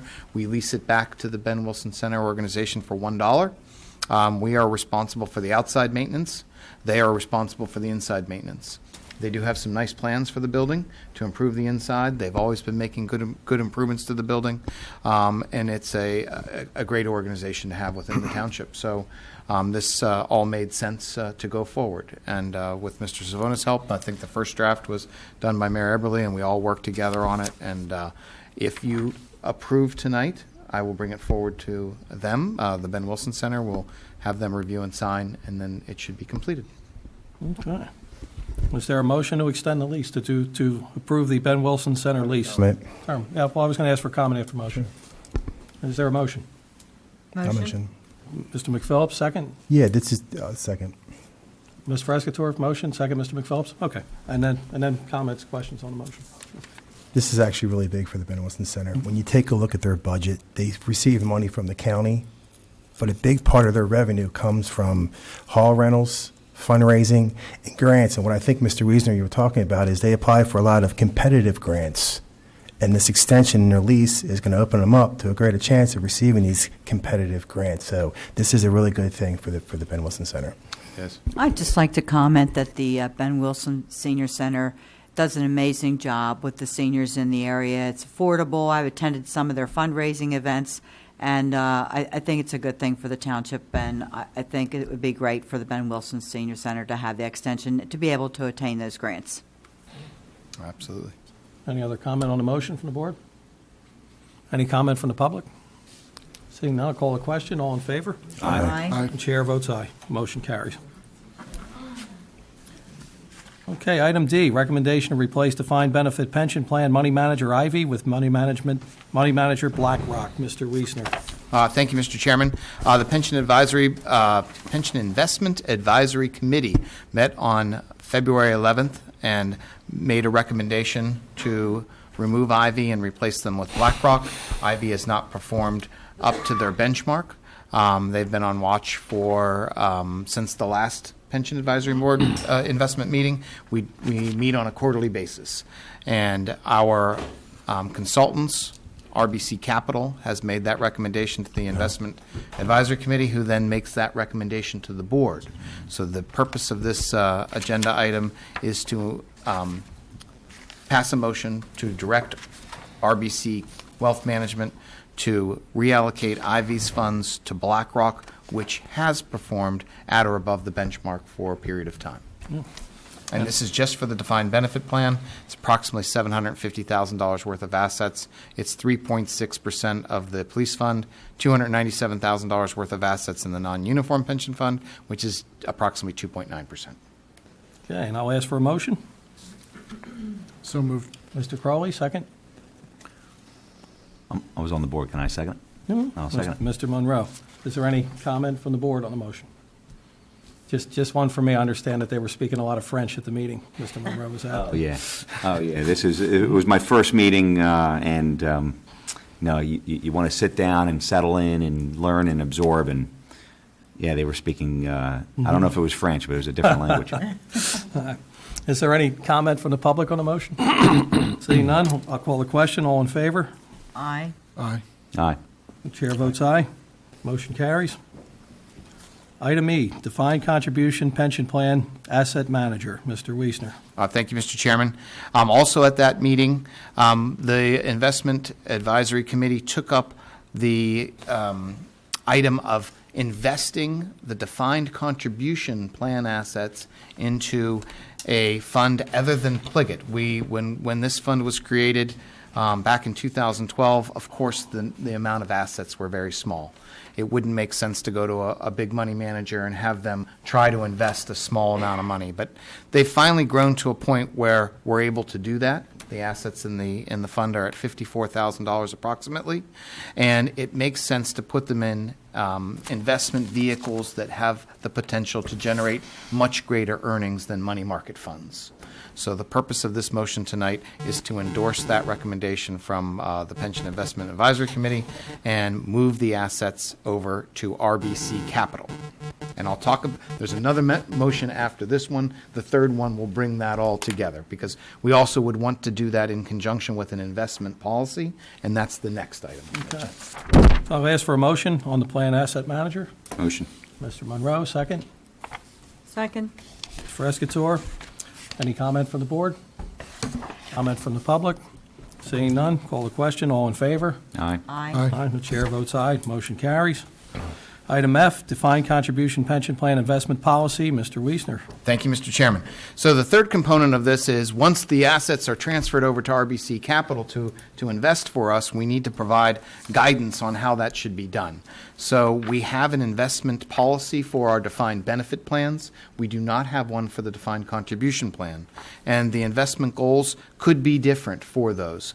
Investing a smaller amount of money is much more difficult. So RBC Capital has come up with a good plan to add a different vehicle for the defined contribution plan, and that is to go with Vanguard index funds at an allocation rate as follows. Domestic equities, 50%, with a range of plus or minus 5%. So they would take the $54,000, they would invest that into a domestic equity fund. They would use Vanguard index funds because they have very, very low fees, and they could invest upwards of 55% of the plan assets and from 45 to 55%. The next item is international equity. They would invest 10% of those funds in a Vanguard index fund for international equities. That would be a target allocation of 10%, plus or minus 5 as well. So the range would be 5 to 15%. Fixed income, which would be a Vanguard indexed bond fund, and that would have a target allocation of 40%, plus or minus 5 as well. The final item is cash equivalents, and that would just be in a cash account. We need that cash account because as assets are invested or transferred over to RBC Capital, there's a period of time they'll sit in the bank account and then they'll invest into the fund. We don't anticipate that money to stay there for very long. And so on your agenda tonight is a motion to approve the revised investment policy as just stated. Okay, is there a motion? Motion. Ms. Frescator, second. I'll second. Mr. Monroe, Any questions from the board or comments? Seeing none, any questions or comments from the public? Seeing none, I'll call the question. All in favor? Aye. Aye. And the chair votes aye. Motion carries. Okay. Next up is item 8, Township Manager announcement of upcoming agenda items. Mr. Wiesner. Thank you, Mr. Chairman. We're hoping to not have the meeting on the first meeting in February. March. I'm sorry, thank you, March. So would be the second meeting in March, would be the next Board of Supervisors meeting.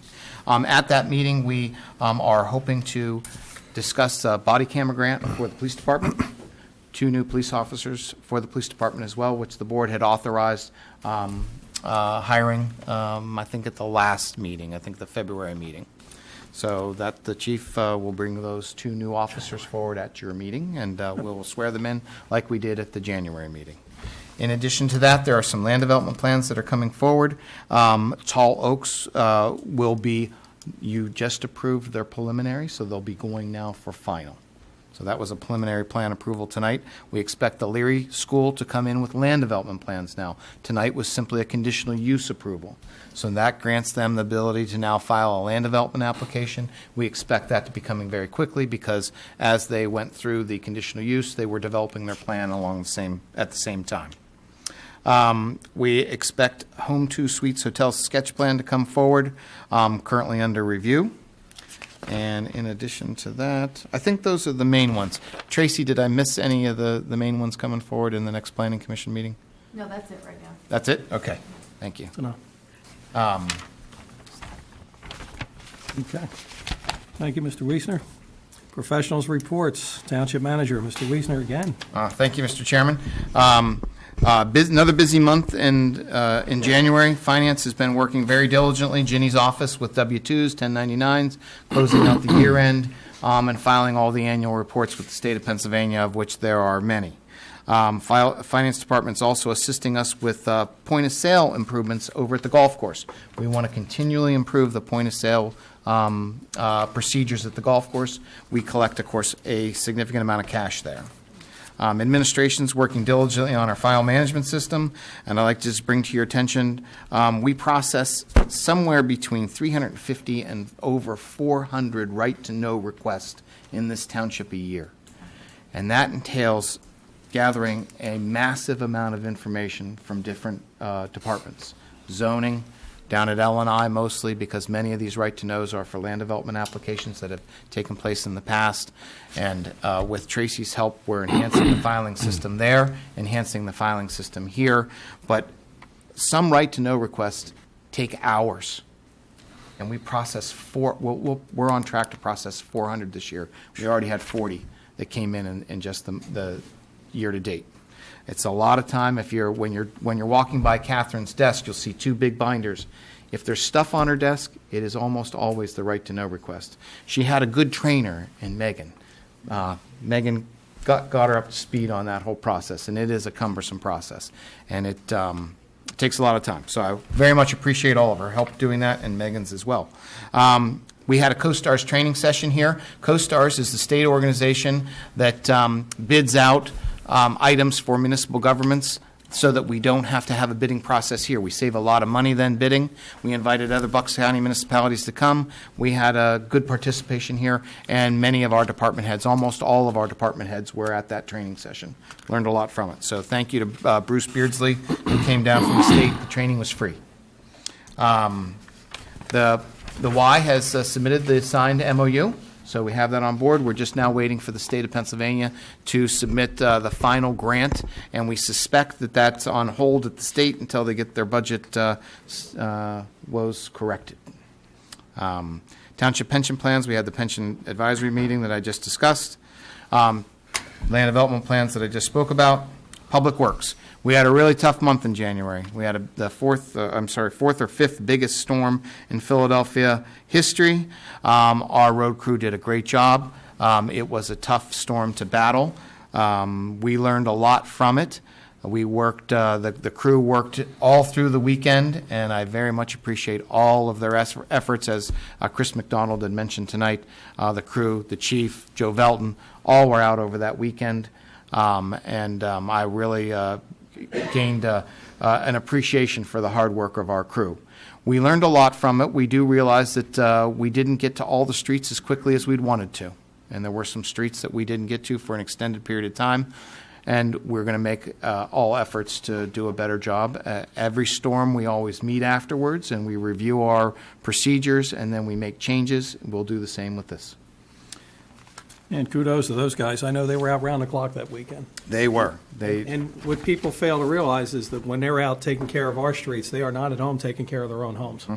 And where most of us are concerned with taking our own homes out, these fellows work 12 and 14-hour shifts, and then they have to go home and take care of their own homes. And they're leaving their families home alone while they're out doing this for us. So I'm very grateful. I also like to just mention the golf course had a strong January, believe it or not. We beat revenues last year by several $1,000s, and that's because we do advanced sales in January, we do promotional events in January, and we had a really strong month in January. No golf was played, but we had a really strong month. So we're hoping that also in February that if the weather breaks, the golf course will be open. So we invite everyone out to the golf course. I think that'll do it. Thank you, Mr. Chairman. All right, does anyone have any questions for the township manager? Comments? No? Okay, next up, solicitor's report. Mr. Savona. Mr. Chairman, a good deal of what I have included in my report, which was filed with the township manager, has already been covered this evening. A couple of things that I will just bring to your attention that were not already discussed one way or the other. The appeal in the tricked out cycles case is back in the Common Pleas Court after a decision at the zoning hearing board. The appellants filed their brief 2 days ago. Our brief is due on March the 7th. My office is collaborating with the zoning hearing board solicitor's office to try to save some money by filing a single joint brief. Once that's filed next month, we expect an argument to be set by the court probably within 60 days, depending on the calendar. Steve mentioned previously we have received the signed MOU from the YMCA. We will have to, in addition to waiting for the RACP grant, Steve and I have been in discussion about starting to work on a ground lease with the YMCA that will tie all these pieces together. That's going to be a lengthy process, but we have already started to discuss sort of the groundwork for what that's going to look like.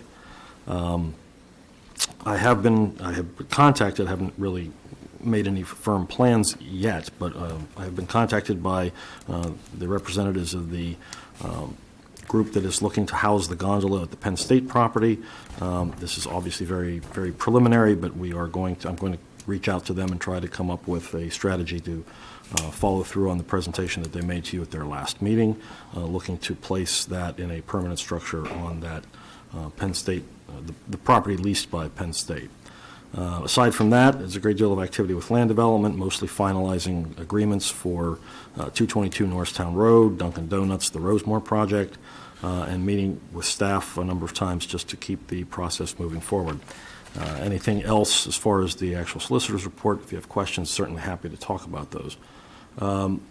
McPhillips did mention earlier this evening at the board's request last month, Mr. McPhillips requested that we prepare a disclosure actually requested Mr. Wiesner do it, but in the interest of making the disclosure accurate, I prepared and filed with Mr. Wiesner a memorandum just detailing the conflicts that my office has that would cause you to need to use outside conflict counsel. Again, that memo was filed a couple of days ago. It's probably helpful, because we've been talking about this in the abstract, it's probably helpful to just review what kind of conflict would arise that would cause an attorney to have to recuse himself or herself from participation in a matter, because it's different from the conflict of interest that you guys have to worry about under the Ethics Act. My conflicts of interest arise under Rule 1.7 of the Model Rules of Professional Responsibility, which governs the conduct of attorneys, and a conflict arises in two instances. Either when the representation of one client is directly adverse to another client. Mr. Monroe decides to sue Ms. Frescator. One attorney can't represent both parties because there are two independent opposite positions. And obviously it's not practical to assume an attorney could represent two parties in the same lawsuit or in the same conflict. The other instance where a conflict could arise is if there is a risk that the representation of one or more clients may be materially limited by the lawyer's responsibility to another client, or by a personal interest. If I have a financial interest in a project that comes before the board, that would obviously impair my judgment in advising the board as to what your rights or what your interests are. And so those instances are similar to your own conflict when you have a pecuniary benefit that could arise from you voting. That is a conflict that would preclude an attorney from acting on behalf of a client. Situations where there is no adverse interest, and a lot of times this arises, say, in tax assessment appeals where the county solicitor's office may have a member who represents a municipality. In a tax assessment appeal, all the taxing authorities have the same interest, that's in maximizing the tax revenue. Those types of situations are not necessarily adverse, and so they don't necessarily rise to the level of a conflict of interest. But in any instance where a conflict exists that would be a situation where the interest of one client is adverse to another, or my ability to represent one client may be affected by my representing another client, those are conflicts that qualify under Rule 1.7. Because lawyers work together in a law firm, the rules require that if one member of the firm has a conflict or one member of the firm represents a client, it can be imputed to all of the members of the firm. So in only in limited circumstances do they let you do what we call the Chinese firewall, where they sort of isolate a single attorney. In most instances, if a particular attorney represents a client and another attorney represents an adverse client, there have to be measures taken to ensure that there's no conflict. A good example of this is what happened here this evening and last month. In both of those instances, County Builders has appeared before the board for approval of different projects which were pending at the time that I was appointed. County Builders has been represented by my law partner, Mr. Van Loeveny, for a long time. He's represented him in a number of projects in a number of places, and there is a conflict that would exist there because you're being asked to approve a project that they're seeking approval for. In those instances, the appropriate remedy to deal with the conflict is to have independent counsel represent your interests, which is why Mr. Armstrong takes over for me in those applications. Because you're being represented by separate counsel who is unaffiliated with my office and who can advise you as to what your rights are and what your abilities are in terms of assessing the benefits or the merits of those applications. The conflict is ameliorated, it's mitigated, and there's no harm to the township.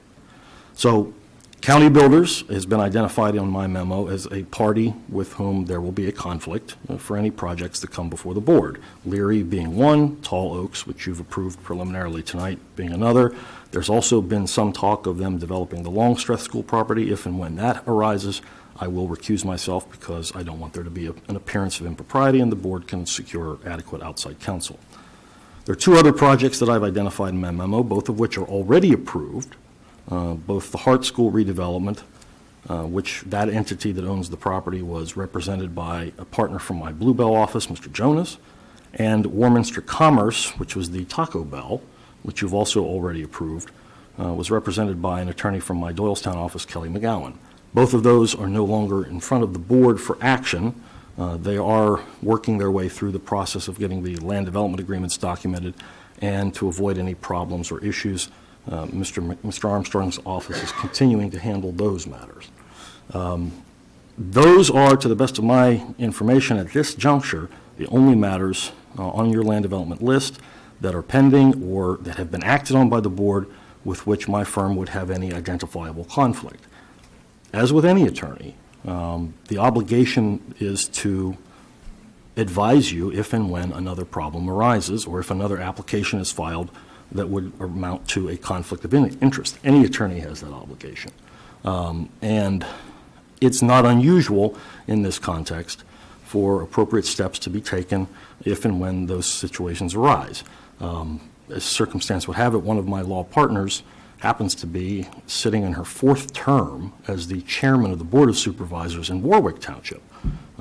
She has been an elected official, actually votes on these things like you do, but has managed to negotiate around any potential problems where my office has consistently represented clients in front of that board for land development projects. It's not an uncommon situation. If you ever have questions regarding the impact of my recusal, I encourage you to ask me about it. And that, as I said, is the limit that I can identify at this point of any disclosure that I would be required to make. And I'm doing it very publicly, so there's not anything to be hidden by it. So with that, if you have any questions, I'm more than happy to discuss it with you. I'd like to go back to the reorg meeting earlier in the year when we were considering appointing Mr. Savona, and it was said at the time from Mr. McKee that there's only one conflict. I don't recall saying that there was one conflict. Leary Well, was at that time. Was, Yeah, was we there a didn't pro- have an application before us. Let me finish. At that time, it was said there was only one conflict. But honestly, that's not my only issue. My other concern is the fact that it's taken so long to get the list of conflicts. Because when we got the list of conflicts, we found out that that's not the case. There's multiple conflicts. It's not just Leary.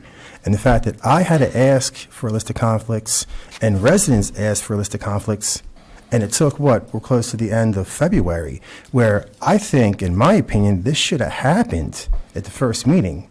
When you first came here, Mr. Savona, you should have said, it's good to be back in Warminster. By the way, these are conflicts, these are potential conflicts. But that didn't happen at the first meeting. What did happen at the first meeting, when I brought up Taco Bell, and I asked you, Mr. Savona, is Taco Bell a conflict? And which I still don't understand is your response was that depends what question you ask. Do you want me to answer your question? Let me finish for a second. Then I said, well, is it a potential conflict? And you said, Dan, it's not a conflict at all. Taco Bell is not a conflict at all. Do you want me to answer the question? Can I finish? I think the question's clear. I'm happy to answer it. Well, are you asking me a question or are you making a speech? I'm making a statement. I'm happy to answer the question. I want to finish my statement. Sure. That I asked you, is it a conflict? You said depends on the question. Then I said, is it a partial conflict? And you said it's not a conflict at all. But yet it disappears on your list of conflicts. Why? Because the land development agreement isn't finished. Okay. And you say that you'll recuse yourself from it. So in a sense, yeah, it's a potential conflict. So what I think, when I finish my statement, Mr. Savona, you can speak. So what my concern was that, to me, it seemed like the definition of conflict of interest was being played around with, in the sense that, well, it's not in front of the board yet, when we know better. Leary wasn't the only conflict. We know that, A, the Standing School District sold 3 properties. B, the developer bought those properties and had every intention of redeveloping those properties. And C, the developer's attorney is from Eastburn and Gray, your law firm. Sure. None of that was mentioned at the first meeting, as it should have been. Why am I mentioning this? Why is this a problem? Well, it's a problem because, A, we said that when you were appointed, there's only one conflict. That's not the case. We were less than truthful to the residents. Mike, this isn't about you as an attorney. This isn't about Eastburn and Gray as a law firm. No, this is about a poor decision that was made by this board, and that it affects the residents of Warminster. That we said that there's only one conflict when we appointed you, when that's not the case. And the fact that the residents are going to actually pay more in legal fees because of this. All right. That's my concern. So let me answer your questions by taking you backwards, because I think you've proceeded from a number of assumptions that either indicate to me that you don't know anything about what you're talking about. Excuse me? That you don't understand what a conflict is, and or you're attributing statements to me that I never made. So let me answer your many multifaceted issue. One, I wasn't here at reorganization. So whatever your perception is of whatever disclosure was made or not made at reorganization, don't attribute that to me. All right? I wasn't here on January the 4th. I didn't say you were. I didn't say you were. But you're proceeding from the assumption that there was only one conflict, and no one ever said that on reorganization. I wasn't here, and I didn't make any statements or representations with respect to what conflict I did or did not have. Second point, the first meeting I did attend, where there was a discussion about, or a conditional use hearing for Leary, I recused myself.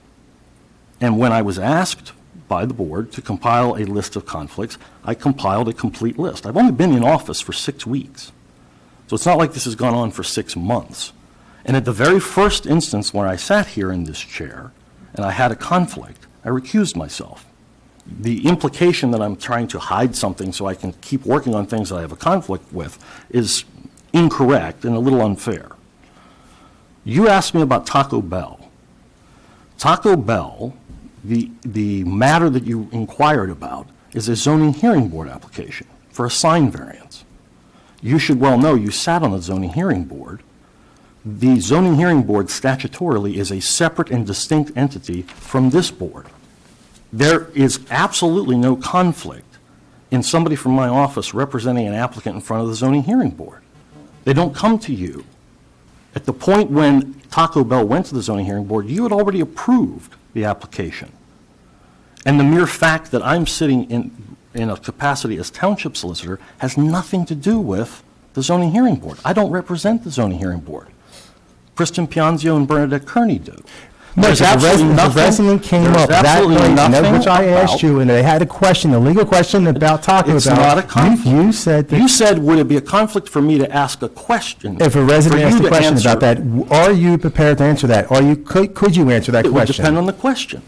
If you ask me something strategic, no, Dan, listen, Mike, you're trying to shade this. Fine. Mike, I already told you there's nothing to do about you as an attorney, and you turned around and attacked me. I'm not attacking you. You turned around and attacked me and said, I don't know what I'm talking about. You are misrepresenting the issue for whatever reason. I don't know. If it has nothing to do with me, then I'm a little lost as to why you are. Because my concern is the multiple conflicts that are going on here, and the bill of goods that was sold here that originally, yeah, you weren't here, and I never said that you were at the reorg meeting. What I did say is your first meeting, we should have went over this, and we didn't go over this. And we're It was thought that, there's only one conflict. We all know there's more than one conflict. Never That's said, what it's Dan. like. That was never said. We never said there was one conflict. I stand by my nomination of three Mr. clients. Savona. What's that, Mike? There are 3 clients. I've identified all of them on this list. That's all there is, Dan. You're splitting hairs and asking me about zoning hearing board applications where I don't represent that board and I'm not involved in that matter, and none of that is involved in any decision you're making. That's not a conflict. It's not. And as to your suggestion that somehow it's costing this township more, it's not. When I recuse myself from participation in the Leary matter, you're not paying 2 attorneys. You're paying 1. And in land development matters, in point of fact, you don't pay anything at all because the attorney's fees and the engineer's fees are all paid out of the developer's escrow. It's not costing you another cent to have Mr. Armstrong do the work on a file that I'm not doing the work on. He's billing at the same rate. We bill at the identical rate. So it's not costing the township any additional money. Recusing myself means I don't participate, which means you don't get a bill for it. Mike, I have a concern that we have 3 major residential land development cases. 3 coming up. That's going to bring in 150 to 200 families into our community. And each and every one of those projects, you're going to be sitting in the hallway. Sure. Our solicitor can't be here. The guy who's supposed to protect our interest, our everyday solicitor, won't be in the room. That's a concern for me. The individual who is. For you to say, yeah, the guy who's placing me is a great guy, and he is. Pat is a great guy. The point is that we have 3 major residential land development projects coming forward, and you will not even be in the room. And that does not adversely affect the township in any way whatsoever. It's the idea that we have projects of that magnitude, and our solicitor can't be part of it. That's a concern. That's your for me. idea. Right. Any solicitor worth his grain of salt is going to have conflicts. 3 conflicts are nothing. I stand by the nomination of Mr. Savona. I think you need to stop beating a dead horse, Mike, I think it's Dan. more than 3 conflicts. I've identified the issues. Identified them to you and to all of us. And what we said at the reorganization meeting is incorrect. I agree with Mr. McKee. We think we all heard the same thing. I'm sure maybe you misspoke. The only conflict is Leary. That's what was said at the reorg meeting. There's a tape of it, Kathy. There's a tape of it. That was the only only thing at the time, Dan. At the time, but But again, we all beating a dead horse. Not being a dead horse, because it's being less than truthful. Because we all knew that the school district sold 3 properties. We all knew that county builders bought those properties, and they had every intention of redeveloping those properties. Heck, they were in here tonight doing it, and we all knew that the attorney for them is Eastburn and Gray. You Mr. voted Savonis for the that. alternate attorney. That has nothing to do with it, Kathy. Sure it does. Why what did it has you to do with it is that you did. You voted for that it. you guys nominated a solicitor who has conflicts. You voted for an alternate attorney. And what's the adverse effect? I didn't vote for the solicitor. I don't know what you're trying to drive at by saying, yes, I voted for the alternative, the conflict solicitor. First of all, I thought we shouldn't have a conflict solicitor. Then you shouldn't have voted for it. Kathy, that's not the point. The point is that That's a you good guys point. took on good point. You guys took on a solicitor who has too many conflicts. Dan, in point of fact, in reality, this is not an uncommon occurrence. Your last solicitor had a major conflict. I continued to work for this township for 4 years on Shenandoah Woods because your last solicitor had a conflict of interest. Representing the Horsham Authority and representing Warminster Township, in her judgment, was a conflict. That's the only reason that I was still involved with this township. And there's never been an accusation that that adversely affected Warminster in any way. This is, in the real world, this is not an uncommon occurrence. This is what happens, and this is how you deal with it. The same law firm that's represented you for 4 years is continuing to represent you for any matters that I have an issue with as far as county builders is concerned. I would hope you'd have the same faith in them this year that you did the last 4. Mike, it's a concern for me because you and I talked about this as we were in the meeting. We also talked about it in the back hall. And you told me, Dan, I understand why you're bringing this up because it's political. It's not political, Mike. It's not political. That political conversation is a conversation for another venue. But here it's not political. And for you to tell me, yeah, Dan, it's not, it's political. That's why you're bringing it up, Dan. That undermines how I care about Warminster, how I'm trying to represent Warminster, and how I show concern for You used Warminster. the word politics once during my discussion this evening, Dan. You're the only one that... Station, you're you the only said, one Dan, that I brought get it. Wait a minute. You said, Dan, I get what you're saying. It's political. You didn't say that, Mike? Mike, tell me you this didn't say room that. tonight, I haven't in the said back that word room, once. we had a conversation about this. In the back room at the first meeting, you said, Dan, and I came and told you, I'm going to ask you questions about Taco Bell. Sure. And you I said, said, Dan, I I get why you're understand doing that. this because it's political. You have to do this because it's political. You didn't say that to me? Mike, you didn't say that to me. Dan, I don't recall... I Can have I- had one. Okay. I have had All right. one This- Mike, that's brief fine. discussion with you. I would like to make a comment No, here. that's fine. Go ahead. Mike. Brian, you can go. Why is this happening? Why is one member of a board of 5 continuously bringing this up? And I'm going to give you my perspective. My perspective is Mr. McPhillips was the prior chairman of the Board of Supervisors for the last 2 years. When Kathy and I got hired, Elected. I'm sorry, thank you. Same thing. It's not actually. When we got elected, we wanted to go into a new direction from what this township has been doing for the last 2 years. The first thing that we decided to do with the reorg was to change solicitors. And it's more than just land development. I'm sure Mr. Savona can go into more detail about the other things that he does for the township. It's more than just land development. So what I would ask you is to give it a chance. There's a reorg every year. If we make a hire, we sit back, we look at that person's performance, and we review, just like anybody else. I mean, I can sit there and say right now, I mean, if I had to review Mr. Savona's performance, I'm very happy with it. So I don't share the same concerns. You got one voice, just like I've got one voice on this board of 5. Now, I will continue to point out. Now, I've been made treasurer, and as treasurer, you know, I'm sitting down and I'm looking at the books. And you know what? When I keep saying what direction, what's the new direction that we're heading, right?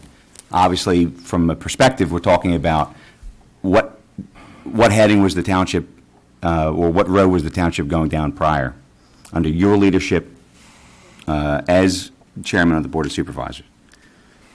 Brian, I'm having a hard time to understand that you're telling me that you want to go in a new direction by Yeah. bringing back the old solicitor. That's not going in a new direction. Well, I think By that bringing back the old I solicitor? heard some phenomenal things that he's done for this township while he was the old solicitor.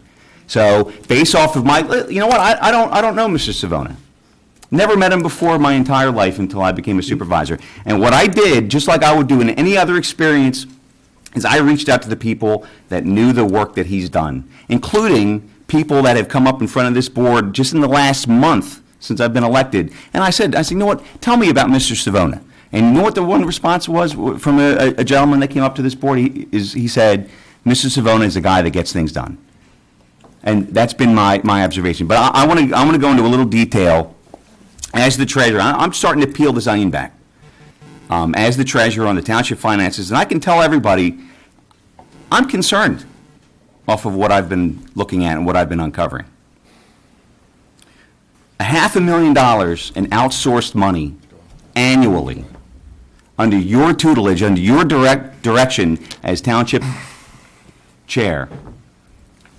That's a direction that I don't agree with. You sit there and you say that we all have one voice, but then you're saying that all those problems in the past, potential problems, are my problem, but yet we all have our own vote, we all have our own decision. But when you want to conveniently say, politically conveniently say, well, Dan, it was all your problem. What do you mean But yeah, the same side of the other Wait, side of your wait, mouth, what do you you mean say- politically? the other side of your mouth, you have an agenda, Brian. Come on.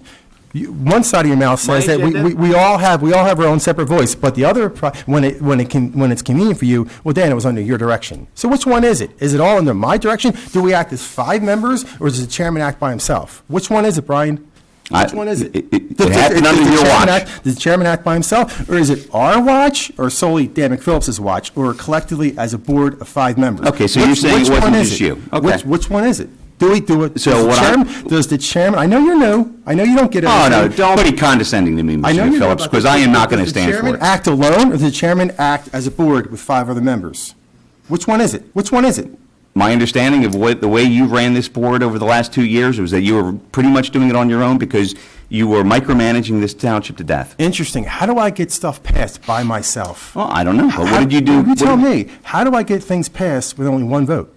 How does that happen, Brian? So we have a new board. We have a new board. Partisan board, I may add, that are That's right. all working I think together. we're digressing from the discussion here. The discussion was about Right. Mr. Savona's Exactly. conflicts, potential conflicts, Mr. Savona's performance.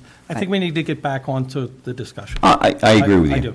And it's going into a new direction, and I think that's something that and it starts with Mike. Mm-hmm. And so far, I like what I've seen, so. I hear from the township staff. I come in there every now and then. They tell me there were mounds of paperwork, legal paperwork, that has not been taken care of, that he has been snapping it out just like this. I am proud that we nominated him. So far, from what I see, his performance is A+, and we're working together as a bipartisan board. I think we need to stop beating a dead horse, Dan. That's all I have to say about it. Can I go? Sure, go ahead, Mr. Ball. Just real quick, I gotta say that last 2 years, Mr. McPhillips was the chairman, but he did not rule with an iron fist. He did not push things through single-handedly. The 5 of us that were on this board, know what we voted for and everything like that. So I think that's an unfair characterization of Mr. McPhillips as a chairman. He was communicative. He reached out to people. The decisions that were made, as they are for any supervisor, each individual has to own them. So while I'm not saying that you're wrong, you're more than free to criticize, but I think that's really unfair characterization of Mr. McPhillips. And further, I understand the frustration that you're feeling that Mr. McPhillips was in conflicts, but he has decided that the 3 to 5 conflicts that could arise are too many for him. They may not be too many for any of us, but that's for him.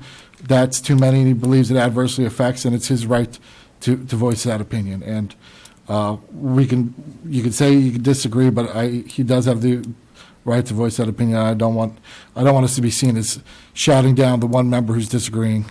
I just want to be careful on how we do that. And I do respect. I have concerns about conflicts too. The conflicts that are on that list are what I expected.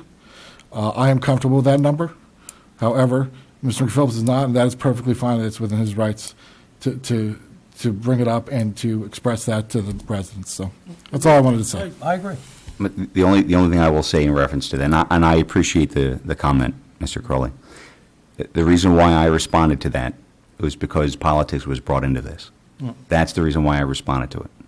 And what I'm referring to is Mr. McPhillips, in the last 2 years, is I'm referring to his personal handling of things. I understand that everyone's got one vote. I just said it.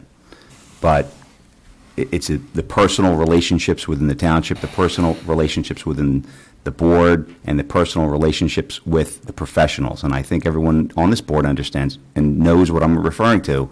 So what I'm talking about. What is my relationship with professionals? What is my relationship with the other board members? Enlighten me. Well, I can enlighten you. I can speak for myself. Sure. Tell me. Go ahead, Brian. Do you want me to tell everybody about the police report that I have? I think we're digressing here from the matter at hand again. I think we need to get back. You're to the absolutely right, and the reason why I think this needs to stop. Do you want me to tell you about the conversation I had with the detectives at the district attorney's office? Oh, sure. Go right ahead. Okay, now I got to put an end to this. We have to get back to the business at hand here. This is turning into a reality television show. I agree. And I'm not going to preside over it. You agree, guys but have you keep personal going at issues, it. you can discuss it after the meeting. Right. But we need to get back to the business at hand here. And Mr. Savona, I would like you to pick up with your report, please. I'm finished with my report. Mr. McPhillips and I respect your opinion. I respect your right to say your piece. You certainly have a First Amendment right of free speech, and as a member of this board, I will never disagree with what you state your opinions to be. I've made my disclosure. I will continue to make the disclosure if and when another issue arises. I have nothing to hide, and I am only going to do what I was hired to do, which is to try to perform as best I can to the benefit of this township. Hopefully you and I can agree to work together on common ground in the future. Mike, as I said, it's nothing against you as an attorney. I appreciate that. It's All right. Well, we're going to move on now to the engineer's report. Mr. Kennert? Thank you, Mr. Chairman. Just touching on a couple projects. Steve and I will be talking tomorrow about Whispering Pines. We're actually ready to close that out. So That's great. That's the Really? That's good. Yeah, That's good to hear. One issue left. I'll talk to Steve tomorrow about that. But yeah, that's going on for quite a while. Actually, another project is station at Bucks County West. We're also closing out that project as well. I'll go that with Steve. So I don't have anything else to. Station at Bucks West. That was the single, the 20. Getting closed out already? Yeah. Wow. Actually, we issued a punch list February 11th. There was an issue with the retaining wall over there. I had my staff out there, and but the punch list has been issued, and we'll be going through that. So that was only the one unit. There wasn't much other improvements with that. So my new format is not to go over all the land development. We've all touched on that. So those are the significant construction projects. The other things I want to talk to Steve about tomorrow is the road program for 2016 as well. I know that's been discussed with Karen, and like to get started on that and planning for that down the road. So that's all I have for tonight. Karen's done a great job getting us set up for this year, and she's pushing me to push Steve to let's get started a little earlier this year. We'll be paving roads in September, October. Yeah, and just to know, we're closing out the 2015 project. There was our road program. There was two punch list items that we're going to wait till the spring. They can't do anything now. Okay. And I forgot to mention that Karen's also working on the grant with Park and Rec for the WCP ball fields. They made some minor changes. There's two grants there, the County Open Space Grant and also the DCNR grant, making some revisions based on committee meetings, some staff meetings. So she's also working very hard on that. I'm not too involved in that. But outside of that, that's all I have if you have any questions. Any questions? Mr. Kennert? Okay, moving on. The second round of public comment. Any comment from the public?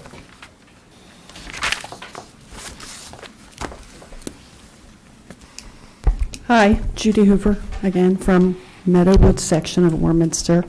I just want to thank Mr. Savona for making clear what the conflicts are, because after that disgraceful reorganization meeting where all of the public who didn't know he was being put forward as a solicitor had all this information about him, even though they had no idea that he was going to be put forward.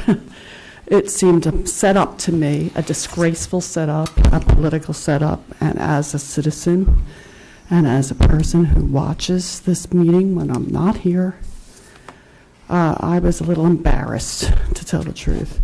And so, but having those conflicts laid out and letting us know what they are and how they'll be handled satisfied me to no end. I'm very happy with it, so thank you. Thank you. Any other public comment?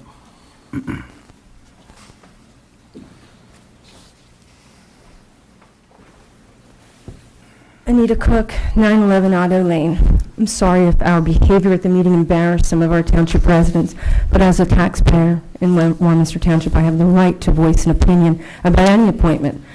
And I did, and we asked questions. Mr. Savona was kind enough and gentleman enough to touch on them tonight, and I appreciate that.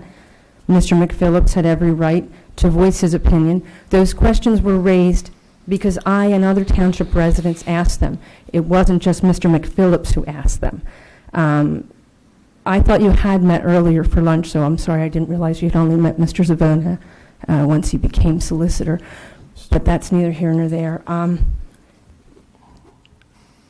I've been a resident of Warminster Township since 1990, and I've been watching and coming to the meetings since then.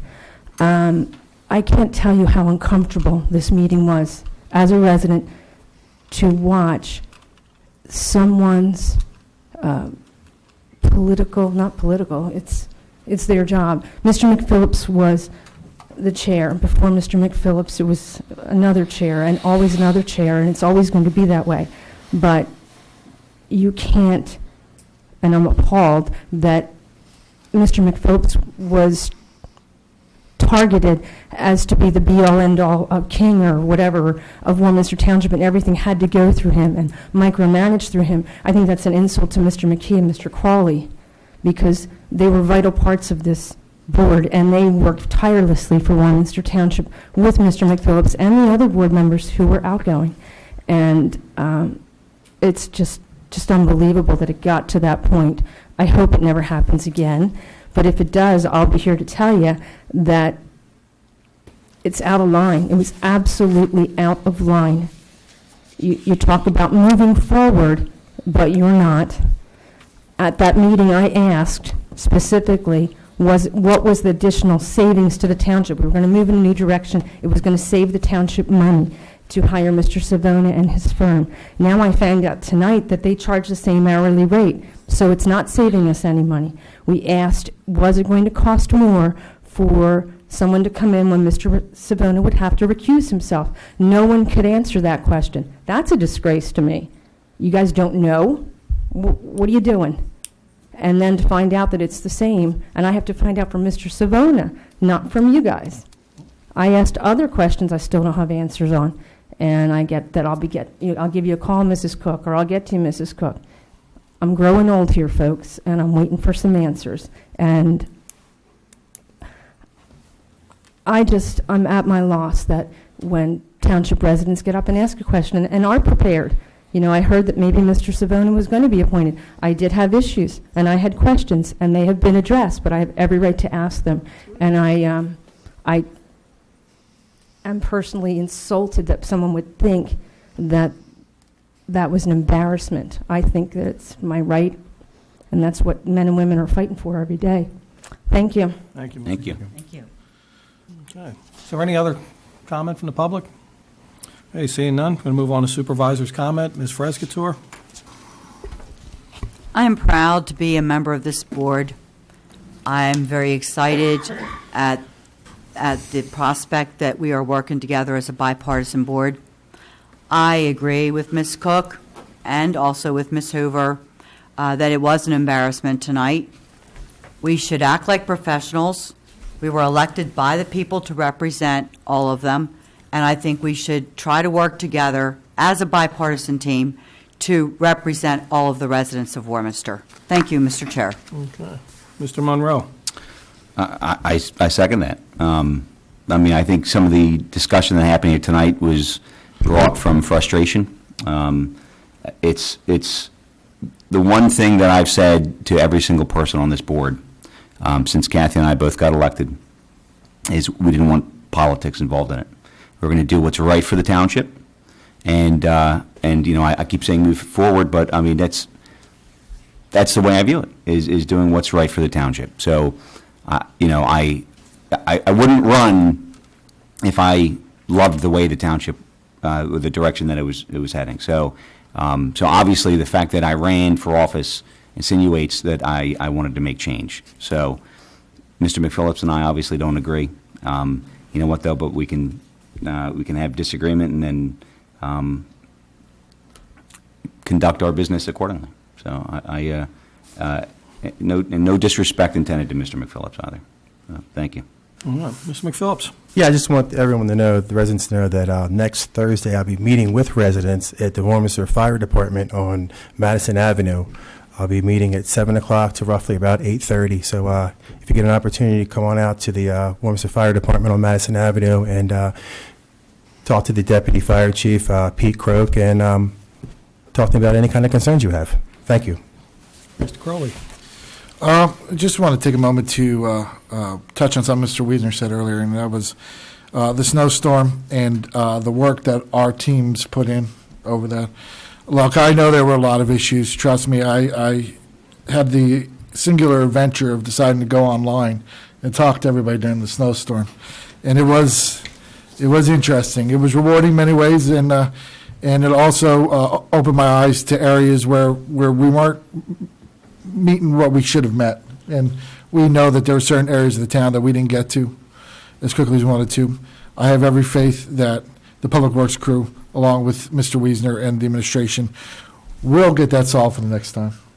I don't want to bury the lead, which is those men and women busted their butts for almost 36 hours straight. And I really want to say thank you, not only to the Public Works, but to the fire, the police, the EMS, everybody. That was a heck of a storm, and by working together, everybody got through it. I apologize to those who were inconvenienced, especially on Hostman. We had some issues. We're going to do better. We're going to do better. But I just wanted to express my thanks to our teams who work so hard for their town. So thanks. Okay. I'm the last one, as usual, and I was the only one that didn't comment on Mr. Savona. I said it before, and I'll say it again. I proudly cast my vote for Mr. Savona. I think he is the best municipal attorney in the area, and the work that he's done here since he's been here has been phenomenal. And the only other thing I want to touch on, because we won't be meeting till the 17th of March is Colon Cancer Awareness Month. And I have the good luck and good fortune of being in my second year of remission from that disease. It's the second leading cancer killer in the country, and it's very, very treatable and very curable. The thing is that you have to go get your screening. Anyone that's 50 years old, make your appointment. If you're having problems, symptoms, don't ignore them. Go to the doctor immediately. If I didn't, I wouldn't be sitting here right now. And, you know, there's not a day that goes by that I don't think about a recurrence. Every day I get up and say, is today the day I'm going to get the call? But I had the good fortune of going for an early screening when I had symptoms, getting the proper treatment from my good friends at the Rosenfeld Cancer Center. And I'm here to talk about it. So March is Colon Cancer Awareness Month, so I'm begging everyone out there to please go get your screening. And that's all I have. I'm going to ask for a motion to adjourn. So moved. Mr. Crowley. McFly, don't go yet. I want to talk to you for a minute before you go.